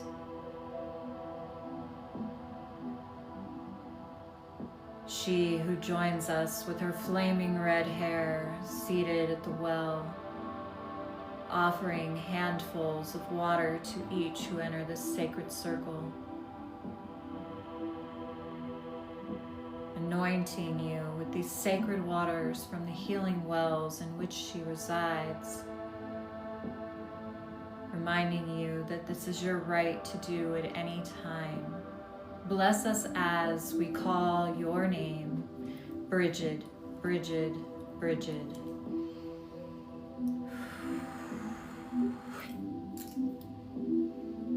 Guardian of the East, keeper of air, I invoke the element and the spirits of air. She of 10,000 spells, she of 10,000 names, rising before us in the east, with wings open wide, ready to awaken the energy within your spine. Awakening the wings within you, she drags her hand across your spine to the crown of your head, invoking these angelic wings around you now, shape-shifting ability moving into your own reality so that you may experience your higher self embodiment energetically, looking back at yourself, wings open wide, earth angels. Bless us as we call your name, Hecate, Hecate, Hecate. Isis, Isis, Isis.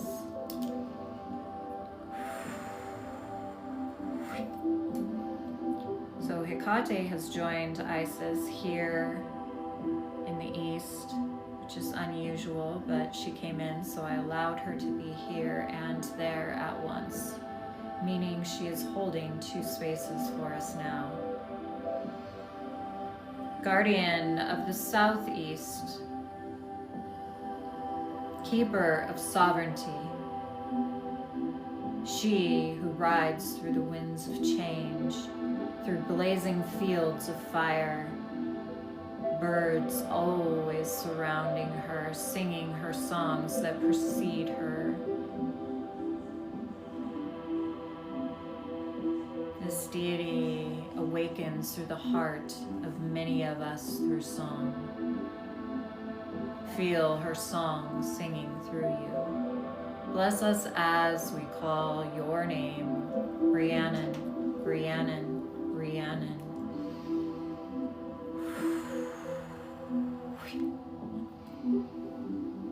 Guardian of the South, keeper of fire, I invoke the elements and the spirit of fire. Queen of the Fae, she who knows love is the way, awakening the righteous rage in all other aspects of love in the human embodied form, both of transformation that burns away and also transformation that the fire grows new life from, embodying both the shadow and light of the fire aspect that is here now, seeing this powerful deity rise before you, feeling yourself in all aspects of righteous rage, of righteous love, of full empowerment here that the element of fire awakens within each of us. Bless us as we call your name, Anya, Anya, Anya.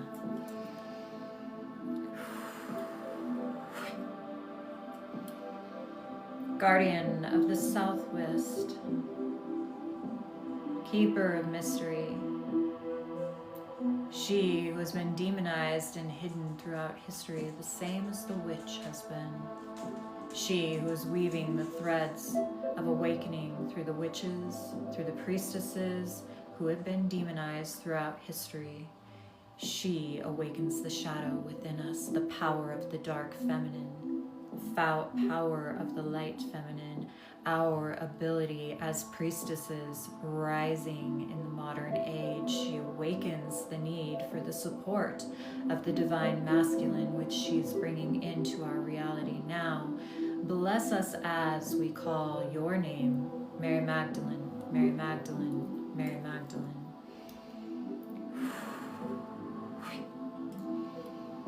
Guardian of the West, keeper of water, I invoke the elements and the spirits of fire, of water now. Keeper of the cauldron, I am witnessing right now the keeper of the cauldron rise from the sacred waters in all black. Her energy is this fierce energy that is almost like moving up and out through a wave is what I'm witnessing her rise in all black. And the water is pouring from her, from the water she rises from. And it is pouring down upon her from the rains above her. And there is this common thread throughout this circle casting of releasing and washing clean of all that does not serve. She's wiping and washing her hands of something as you are wiping and washing your hands of something you are releasing now. She assists you in this blessing. Bless us as we call her name, Caradwin, Caradwin, Caradwin. Guardian of the Northwest, weaver of our sacred circle in the sacred space of the Northwest, this holy and sacred space of the Northwest is that of the hidden power that exists within us, the sacred weaver, the queen of witches. Weave this sacred circle sealed, and bless us with this as we call your name, Aradia, Aradia, Aradia.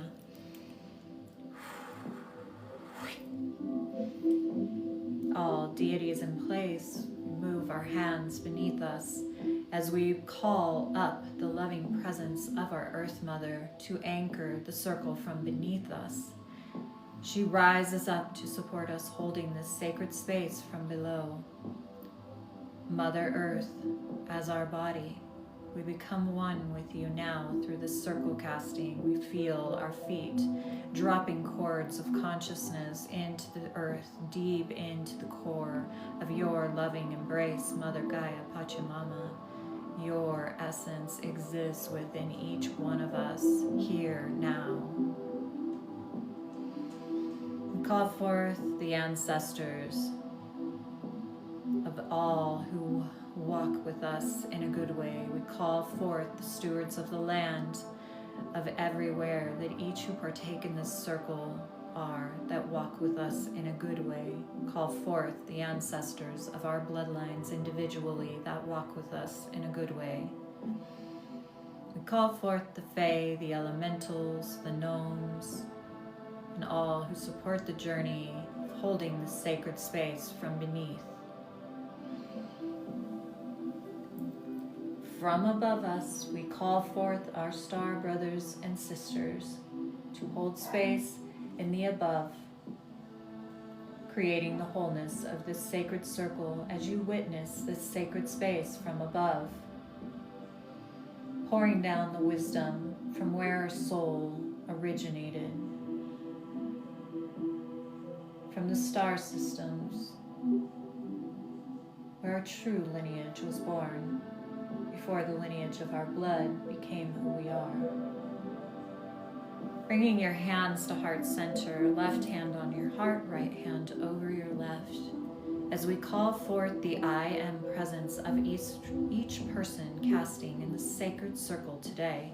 We call forth your sovereign presence in the center of your sacred sovereign circle now, surrounded by these deities as archetypes, powerful archetypes that exist within you and around you now, awakening your higher self embodiment, calling forth your spirit guides individually that walk with you in a good way for your sovereign sacred circles individually.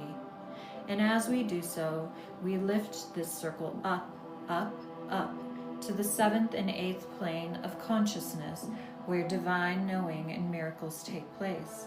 We ask that this sacred circle remain open until each individual person closes their sacred circle by lying their head to rest tonight, and as they do, the sacred circle will open, but it will never be broken. The wisdom that was gained through being in the sacred circle for the next hours of their life will be embodied and empowered within them through this next phase as the moon is new and growing new aspects of self that were awakened today during the circle casting will be embodied more fully through you as you awaken to who you are on a different level. This circle is now sealed. As above, so below, as within, so without. This circle is now sealed. It is done, it is done, it is done, and so it is. Blessed be. Taking a deep inhale, acclimating to this level of consciousness as you exhale. Fully anchored and grounded in your body, protected by this circle of deities. Feeling the space of being spiritually open, connected to the transcendent wisdom, and fully embodied to absorb the transcendent wisdom into your lived experience. Taking another deep breath in through the nose. As you exhale out your nose, gently blink your eyes open, taking in the light, the colors, the room around you, and I invite you back into this time and space now. I invite you to type in the chat, it is done. Type in the color that you've seen, anything that you felt that you wish to share. We are open to sharing. That works quick.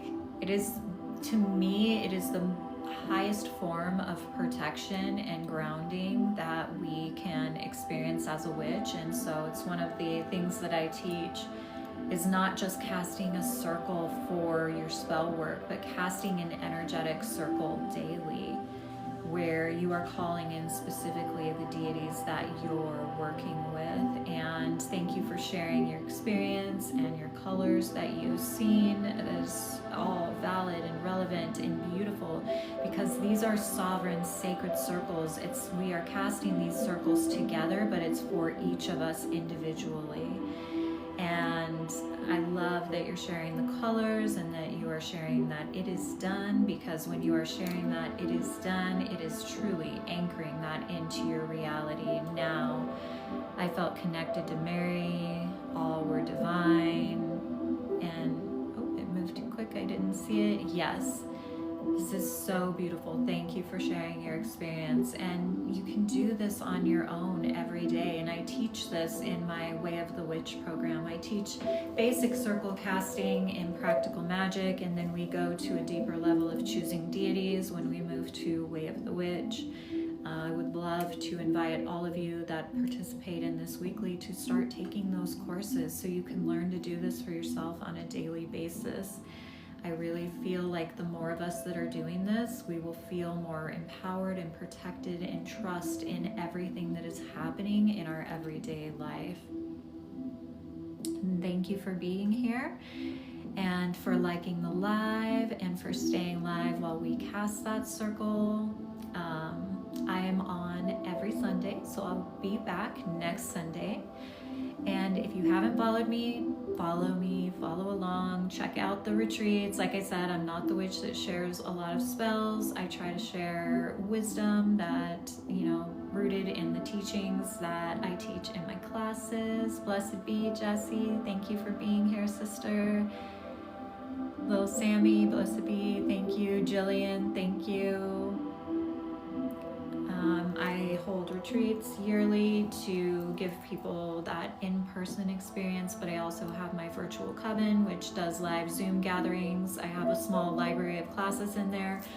The library of classes for the coven is not my rooted deep teachings. It's just a few classes. There's some tarot in there, some red tent wisdom, and I work with all women in my courses and at my retreats because that is my service to the goddess and my oath to the goddess as an initiated priestess. So I have a lot of men reaching out asking if I'll work with them, and I do not in my courses, but I do have men now and then receive tarot card readings and channeled readings with me, which I do. So blessed be to everyone. Thank you for being here. I am going to get off the live now, but thank you for being here. Which class is the best to start with? If you are very basic beginner, truly beginner, and you're unsure, I say start with practical magic, because it teaches you to cast a circle and connects you with the elements, which is very foundational and basic. But if you're just beginning, even though it's probably not like the deeper stuff comes with Way of the Witch, but I also teach casting a circle there as well. So if you're ready for a year and a day course, if you're ready to go all in and really do some deep shadow work and deep empowerment work, deep healing, learn the foundations and the origins and all of that, go for Way of the Witch. But if you're like, I'm just wanting to dip my toes in, then go for practical magic, because through practical magic I know who really is ready to move forward sometimes, because Way of the Witch can be overwhelming for a lot of people because you have over 100 classes, and there's even a whole section on spells in Way of the Witch where I show spells and encourage you to start creating your own spells. And I have the Rose Priestess Wisdom in there, which is a spiritual maturity, I believe, section of Way of the Witch. So it's taking you to a deeper level of shadow work and also empowerment work. So my favorite course is that Way of the Witch course. I also do have, as a beginner course that Stella and I teach, Spellbound, a course in manifesting magic. That one is very beginner based as well. So manifesting magic and Spellbound and then practical magic are both the beginner courses. And then I have the Way of the Witch, and then we have Baneful Magic, which is my highest price course. And the reason it's highest price is because I really want committed people that I'm sharing that wisdom with, because I believe there needs to be a lot of integrity when using Baneful Magic. So that one is definitely a more advanced course, maybe for those who are in Way of the Witch or already done it. But thank you guys for being here today. Thank you for liking the live. Thank you for casting a circle with me. I hope you have a blessed Sunday, and I'll see you next Sunday. And I always go live sometimes throughout the week, probably on Tuesday and Wednesday. So I love you all, and I will... Black Rose Rising, hi. I'm taking your manifesting course. I'm not a beginner, but have definitely learned things. Oh, thank you for sharing that. I feel like the manifesting magic course, it's not a beginner course, but it is some foundational things that most witches who have been a witch for a long time have not learned. And so that's why I said it would be beginner, because looking at my courses, I'm like, it would have been so, and I think I even say that in that course, like, I wish I had known this stuff in the beginning when I started, and I didn't. So I think that, manifesting magic is so energy rooted that, and us as witches are really working with energy. And so that's why I say it's beginner. It's not beginner, but it's something witches that are just starting the course, I believe they need that knowledge. So thank you for sharing your experience, Black Rose Rising. I appreciate that, and I'm glad you're learning some things, even though you're an experienced witch. That is what we were hoping by creating that course. And Thank you. Thank you. Thank you. Anyway, I keep saying I'm gonna go, and then I see someone's comment and I stay, but I've been on here for almost 3 hours now, so I need to go. Have a beautiful Sunday and enjoy your time staying in the sacred circle, and I'll see you either on Tuesday or next Sunday. Blessed be.